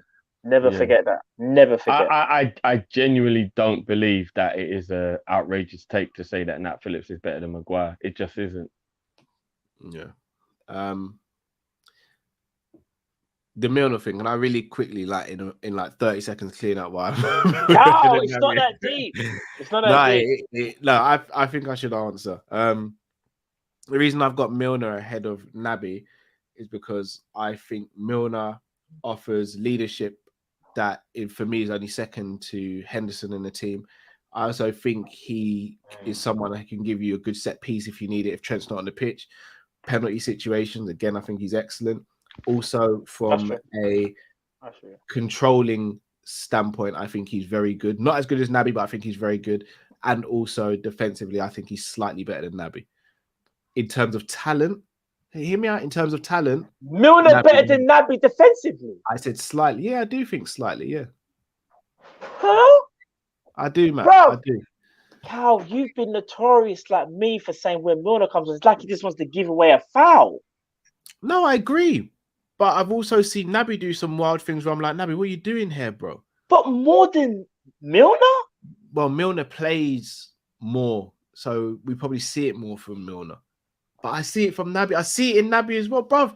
He almost left Trevor Chalobah unable to make kids, bruv. Bruv, I'm not gonna lie. But that's not a defensive Are we really gonna do that? That was a low blow. Literally, it was a low blow, man. You're right. So hold on. Are we not gonna sit here and say there's been many games when James Milner comes on, we're like, oh no, bro. Because here's the thing, Cal. We're not moaning because Milner's coming onto the pitch. We're moaning because we're thinking we're trying to hold on to a lead. Bringing on James Milner, and we're worried that Milner's gonna give us some stupid foul. We don't ever say that really about Naby Keita, do we? No, not all the time. But Naby sometimes does give away silly fouls. Like the thing is, I don't like when I'm saying one's better than the other slightly defensively. It's not just about tackling. No, but I'm gonna be honest. Positional awareness. I do think positional awareness on that left-hand side of centre midfield. I think Milner positionally is better than Naby. And that's because he's played left back as well. I genuinely do. If you look at when Robbo goes forward, I think Milner knows where to be a bit. I mean, I don't even know what to say anymore. I don't even know what to say. No, I'm not going to die on the hill. I'm not even going to die on the hill about it. Like, if anyone rates Naby ahead of Milner in terms of overall in the team, I genuinely don't mind. I just have Milner slightly ahead. In my opinion, again, because we won't go into it, I just think what it is, Milner is more. Milner looks more action orientated because Milner is kind of the more robust one in your face. But I think when you actually check it, me personally, I think Naby Keita is better defensively because I think Naby Keita can read the game just as anybody. And you see, when it comes to interceptions and that, I think his timing's better as well. And obviously, he can cover ground, obviously, a bit better than Milner, even though Naby's not the fastest. But I do think that Milner, defensively, over the years, obviously, he's not the same. I think this Naby Keita that we've seen probably over the last 2 years is better than Milner from a defensive point of view. But that's my opinion. It's very unfair to compare a 27, 28-year-old to a 36-year-old in terms of current performances. No, it's not, Drift. They're both in the same team, bro. No, I just mean when people are being harsh on your take of putting Milner over him, because I think an 8-year gap is a massive difference. So Yeah, but if I don't one's think better than it's the a other, crazy take. No, but that's why. I genuinely don't have a problem with anyone who disagrees with me, but I don't think I don't think Milner deserves a Yeah, pass come with his age. I'm more just talking about. I couldn't. Or it can't. It factors into how. I put it into consideration. I'll take a 28-year-old Milner over a 28-year-old Navigator. But he's not 28. But Just he's so not we've got to judge him at what 28 though. he is. I know, but I'm just saying I would. So when people are saying Milner's he's got no skills and he's basic and stuff like that, I think that's very harsh. But No, but we're talking about him today, Drift. If James we're talking about Milner, him today, then we have to say what we see now. We can't judge him based on what we he could was all 8 do years that ago. whole when man was like. That's like me saying, "Well, I'll take a 26 Daniel Sturridge," but I don't know, 24-year-old Daniel Sturridge before. We could all do that over. You wouldn't take today's version of Messi, would you? But 8 years ago, you would have, right? Yeah, that's like.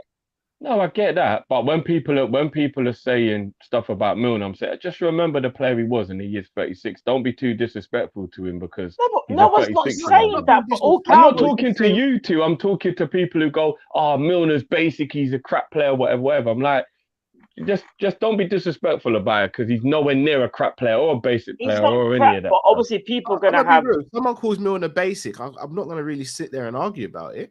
Oh, I will, but. Fair enough. Ash says, may as well factor in Carvalho, guys. Rumors are it's a done deal. Attacking 8/10. On the Carvalho thing, I'll be honest. My worry, I don't want to say worry because I'm over the moon he's coming in. My worry is what does that mean for Mane? Because in my mind, Carvalho is going to be another midfielder. I don't know if he's coming in to potentially be a replacement for Mane. That's my worry. No, he's going to. I don't see that. I don't see that personally, though. Essentially in midfield, Cal. I kind of no. But here's the worry. I know what he means in the sense of he can play in that position. Yeah, if we did that whole we've got Jota and Diaz team, and you wanted to sacrifice a forward player because remember, all right, let me give you an example. We've done the whole get rid of Dejan Lovren and bring in Tsimikas. We were prepared to be light in one position. I'm not trying to say we would do it again, but let's not be shocked about it if we lost a forward and brought in a midfielder. That would not shock me because this midfielder could also play in the front three. It doesn't make any sense though. But the midfielder could play the front three though. No, Carvalho can't play in the front three, bro. Of course he can, Drift. Of course he can play the front three. Just the same way Coutinho could, but you said it yourself, Kai. You wouldn't play Coutinho in the front three. I'm not saying I would. I'm saying that's my worry, bro. Coutinho. No, but I'm saying that'll be a really weird decision if the club decide to do that. It would. It'd be a very weird decision. You said you would play him in the false nine. You said false nine, fam. Wasn't that not part of the front three? Who? No, I'm not saying Carvalho can't play there, but I'm saying it'll be a really weird decision if you got rid of Mane to do that. That would be weird. If you got rid of Mane to do that, that would be weird. I'm saying if we was to get a Fabio Carvalho, and like Carl said, if Mane, let's say that we sold Mane, in a weird way, it wouldn't surprise me because Liverpool thinking this Carvalho can play as the 10 and part of the front three. I don't want it to happen. We've also got to look at part of our front three. There's man that ain't signed contracts. Liverpool be thinking, well, if he ain't going to sign, and we've got a man that can play there in the emergency, like say you say, Drift, about the false 9 team. But we could easily just do a Fabio Carvalho false 9, a Jota or Diaz on the left, and a Salah on the right if he's still there. Nah, that would basically what I mean is for Cal to say that Mane's position is what he's worried about is the bit that I would say no. Not position. He just said Mane under threat, not necessarily Bobby left would wing. be the person in the team I'd be more worried about signing Carvalho than Mane. The two Mane's are very higher. The Mane and the Carvalho thing would make no sense to me in any world. No, but you're looking at his position. Played left wing for Fulham. He's never played false 9 for Fulham. There's higher chance of him playing left wing for us than the false 9.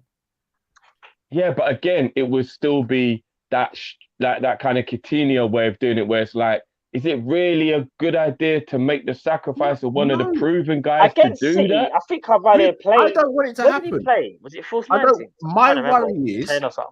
My worry is Diaz has potentially come in to be the new left winger. We're not going to extend Mane. We may sell him. If we sell Mane, we're going to need a replacement.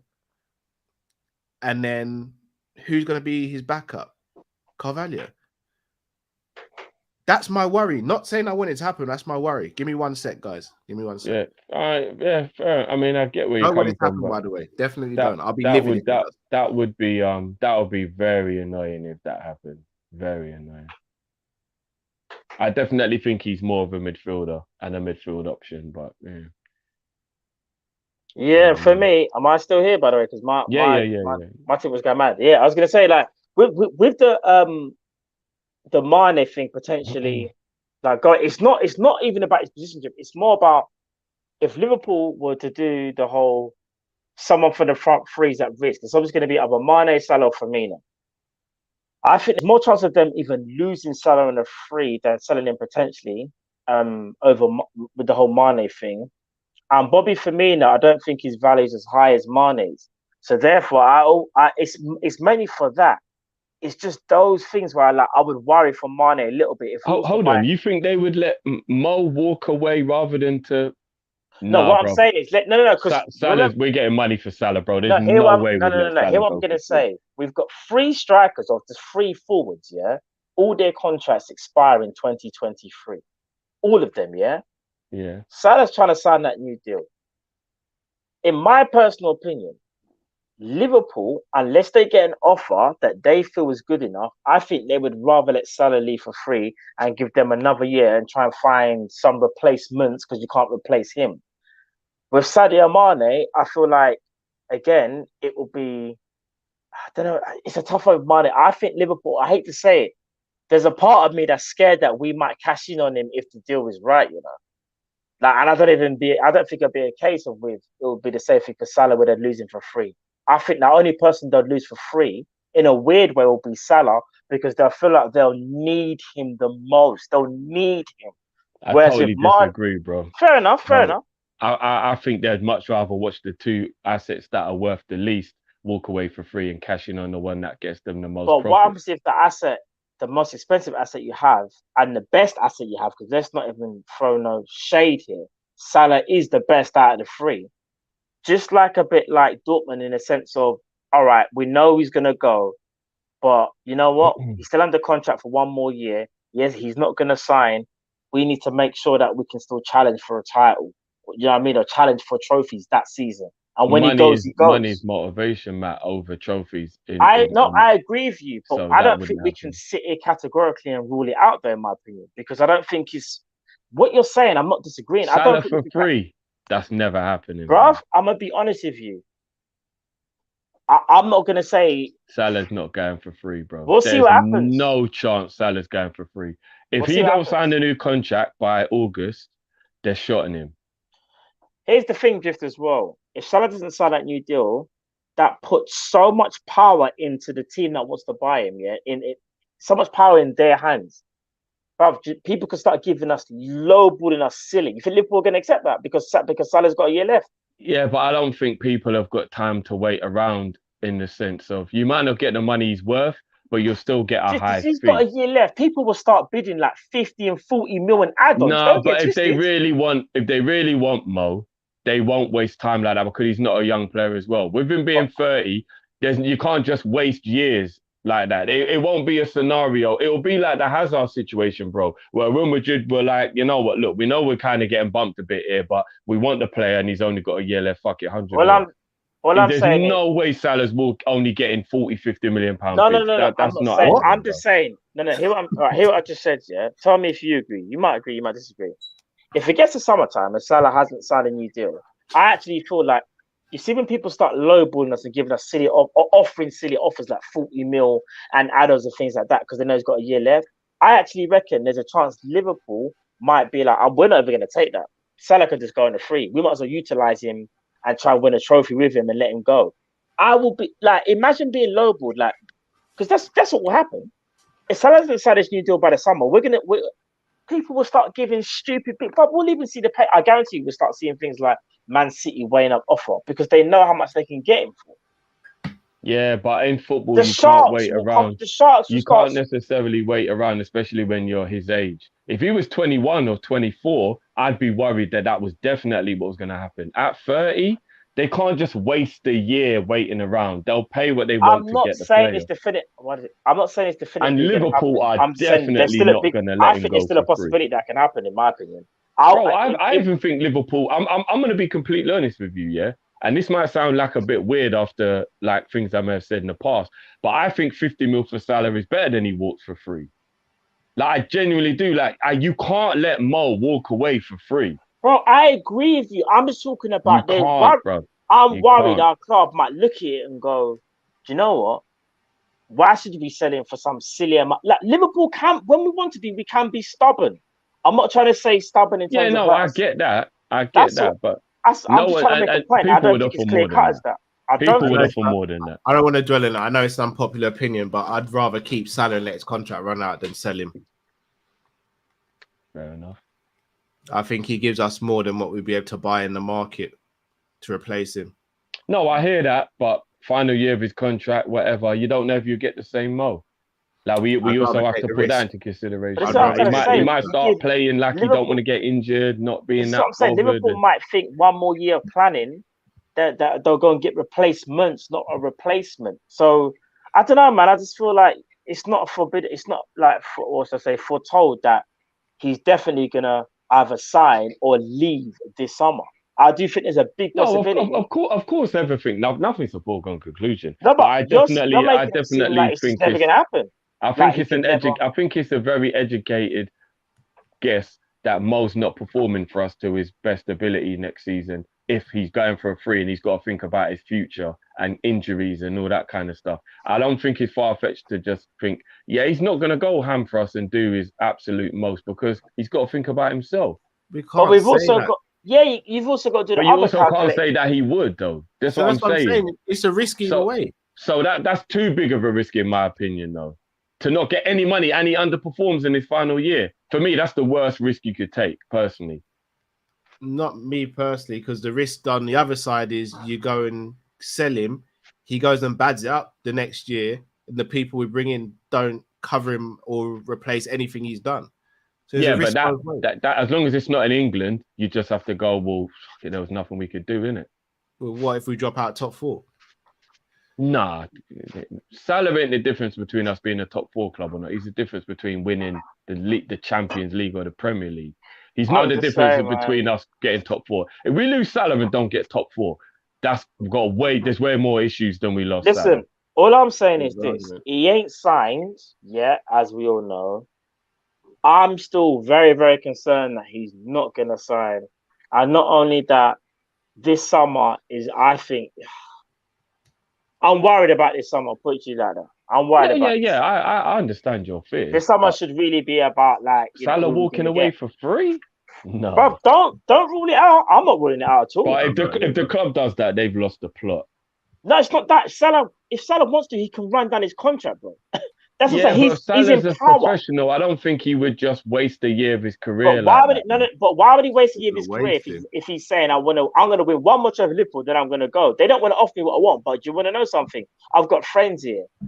These are my boys. I'm gonna try and win everything before I go. That's not being disrespectful to Liverpool, you know. You can't even look at that. That wouldn't be being disrespectful. No, but it's only if you're down tools, innit? If you're down tools and does the hazard. I wouldn't even call it down tooling. I would call it protecting yourself.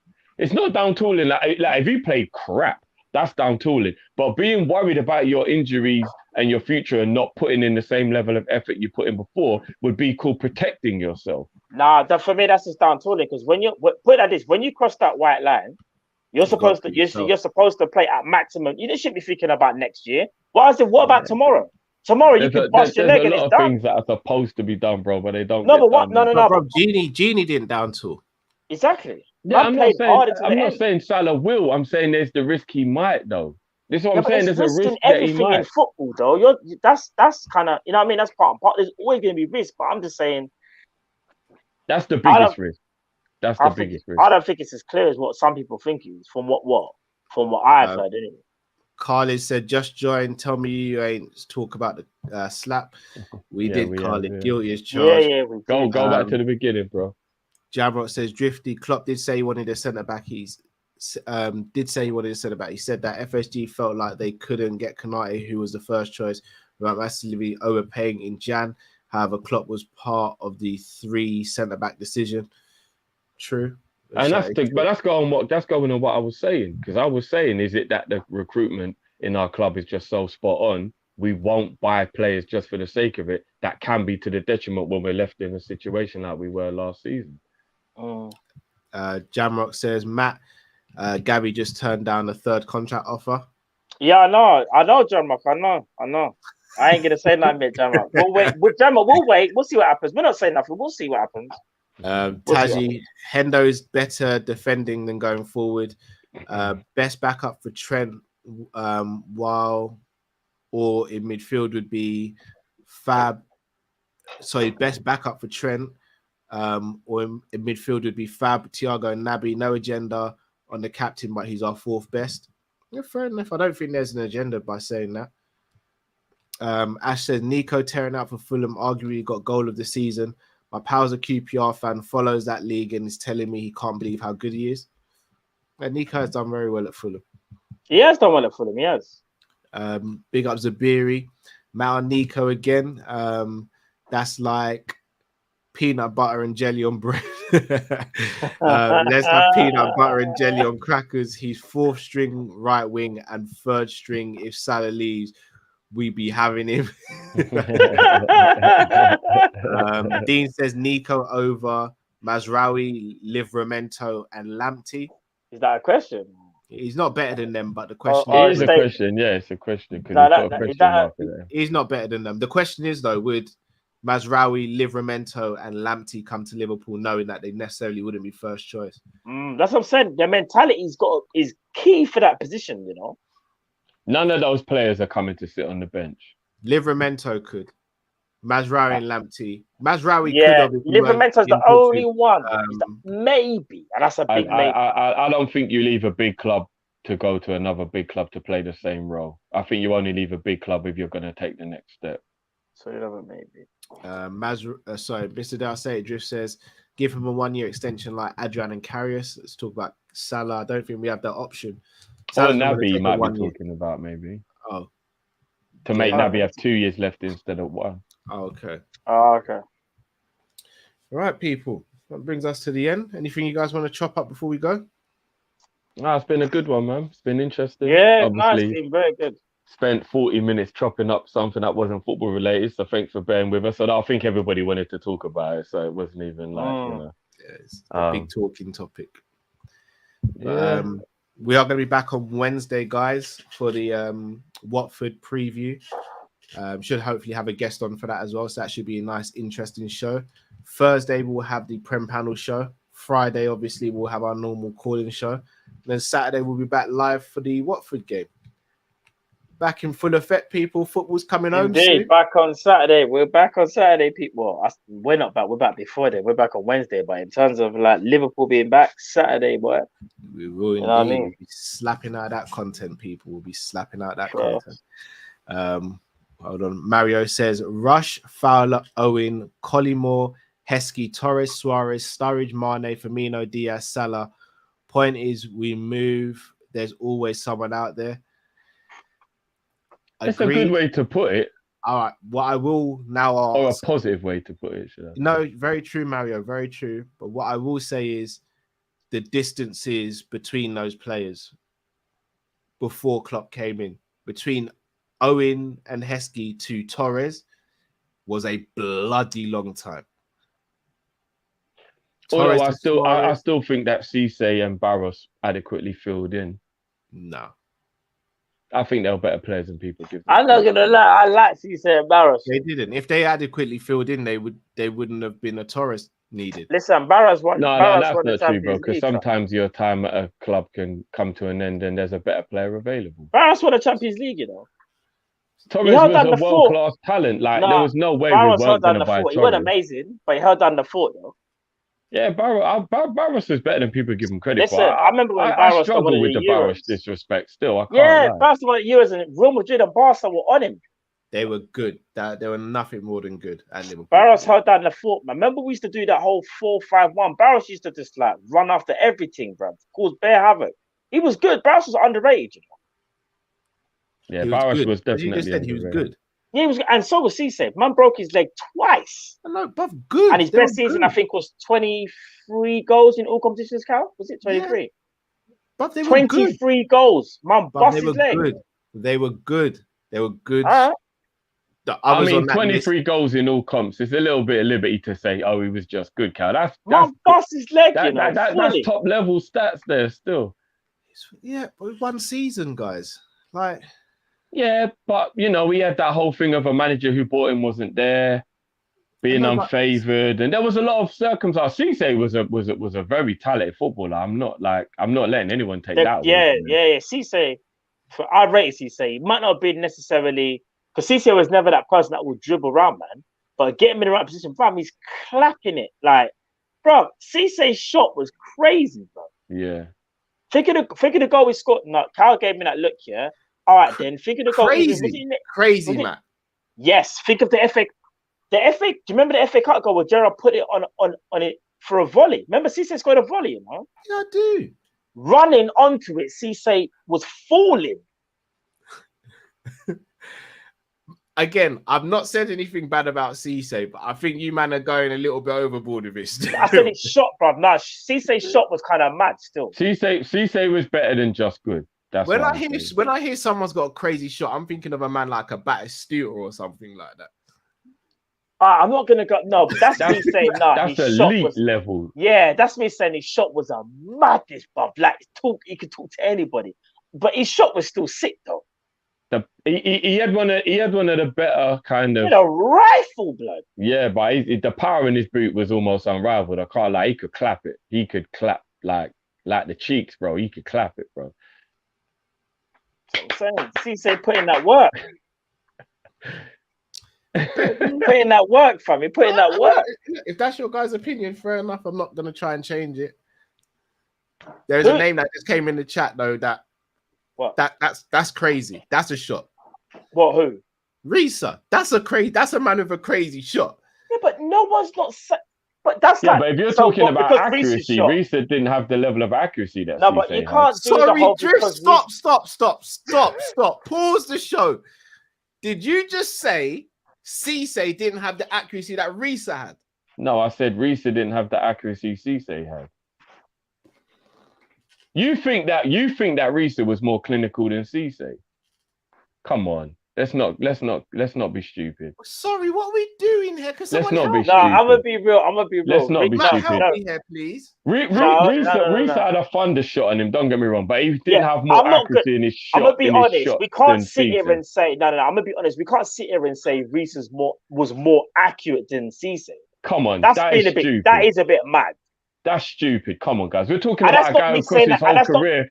Did Risa even get more than 20 goals in his whole career? Come on, let's be serious. He was a left back, bro. No, but so exactly. So it's outrageous to say he had better accuracy in his shooting than Cisse. That is true. That's what I'm saying.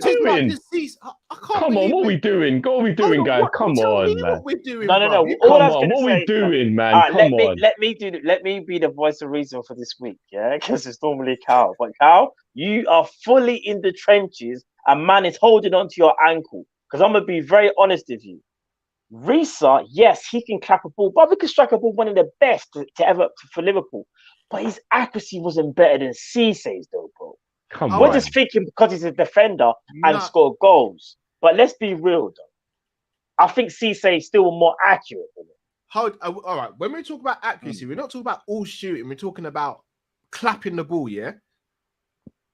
We're talking about accuracy, then that's just hitting the target, isn't it? No, but there's different ways of shooting. We're talking about who's got a mad shot. But people said accuracy. No one disagreed with you when you said got a mad shot. It's when you said the accuracy. That's when everyone was like... If you want to say power, then we can have a conversation, maybe. Yeah. But if you want to talk about accuracy, there is no world where Risa's accuracy is as good as Cisse's. No world at all, We're talking about the accuracy of power shots, right? No, we're just talking about shot accuracy. Someone said that Risa was on par with shot accuracy, and I'm like, no, hold on. We're not doing that. We're not doing that. We are not doing that. And again, that defender would have to be like clapping 15 a season or something. Like, they have to have more chances as well. No, agree, but this is what we're trying to say. That's what we were like. Finishing and accuracy are two different things as well, isn't it? It says they're two different things. I hear you, but even for accuracy wise, like in my opinion, Cisse could hit the ball more accurately. If you put them in the this is long to go into, but let's say if you put them both in and around the box and give them shooting drills and say one of you's got a packet, I'm gonna be real with you. I'm putting my money on Reece. You are disrespecting Cisse. That's nuts. You know, you see when this is done, man's going to show you a nice in fact, I won't even do the odds there. That's nuts. That's a wild take, Carl. I can't lie. That is a wild take. As I said, if you put me 25 yards out of goal and you just rolled the ball and said, clap it into the goal. 25 yards, yes. But if we're saying just said 25 yards in and around the box. I'm not even going to lie to you. Even from 25 yards, I've still got a lot of love for Cisse's ability to hit the target. Cisse was very good from long range as well. Maybe Reece would be slightly better from long range. Better from slightly long range. It weren't like outside the box. Cisse still couldn't clap him in. Exactly. Look at his catalogue. He's got bare goals from outside the box. His catalogue is mad. Reece, he's got bare goals from outside the box. Come on, guys. What are we doing? The box for who? For Liverpool? No, just in general, across his whole career. In general. Yeah, of course he has. For odds, he was moving He's got a couple for us as well. But I know what Cal's going to say. Cal's going to do the whole, it's the French league, so we can't go there. Not even. I just want to see stats on it. Bro, I want to see stats. You want to see what stats for power shots or? No, I want to see stats from goals Cisse scored from outside the box. Oh, bro, you're asking. I'll do a little research on your behalf after the show. Cool. That's a wild take still. It's not a wild take. Man, I forget Reece what has Reece got more used shot to do. accuracy than Cisse. That's nuts. Man, I forget what Reece used to do. And man, are talking about Cisse like he was R9 as well. I'm lost here. I'm not gonna lie. No one said that. No one said that.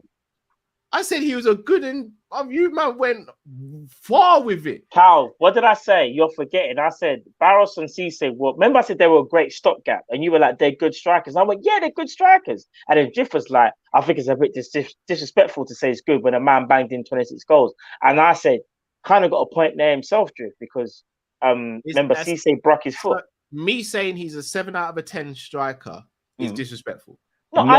But 7 out of 10 isn't good. Good is only a 5 or a 6, though. No, but when we do the ratings, good is a 7.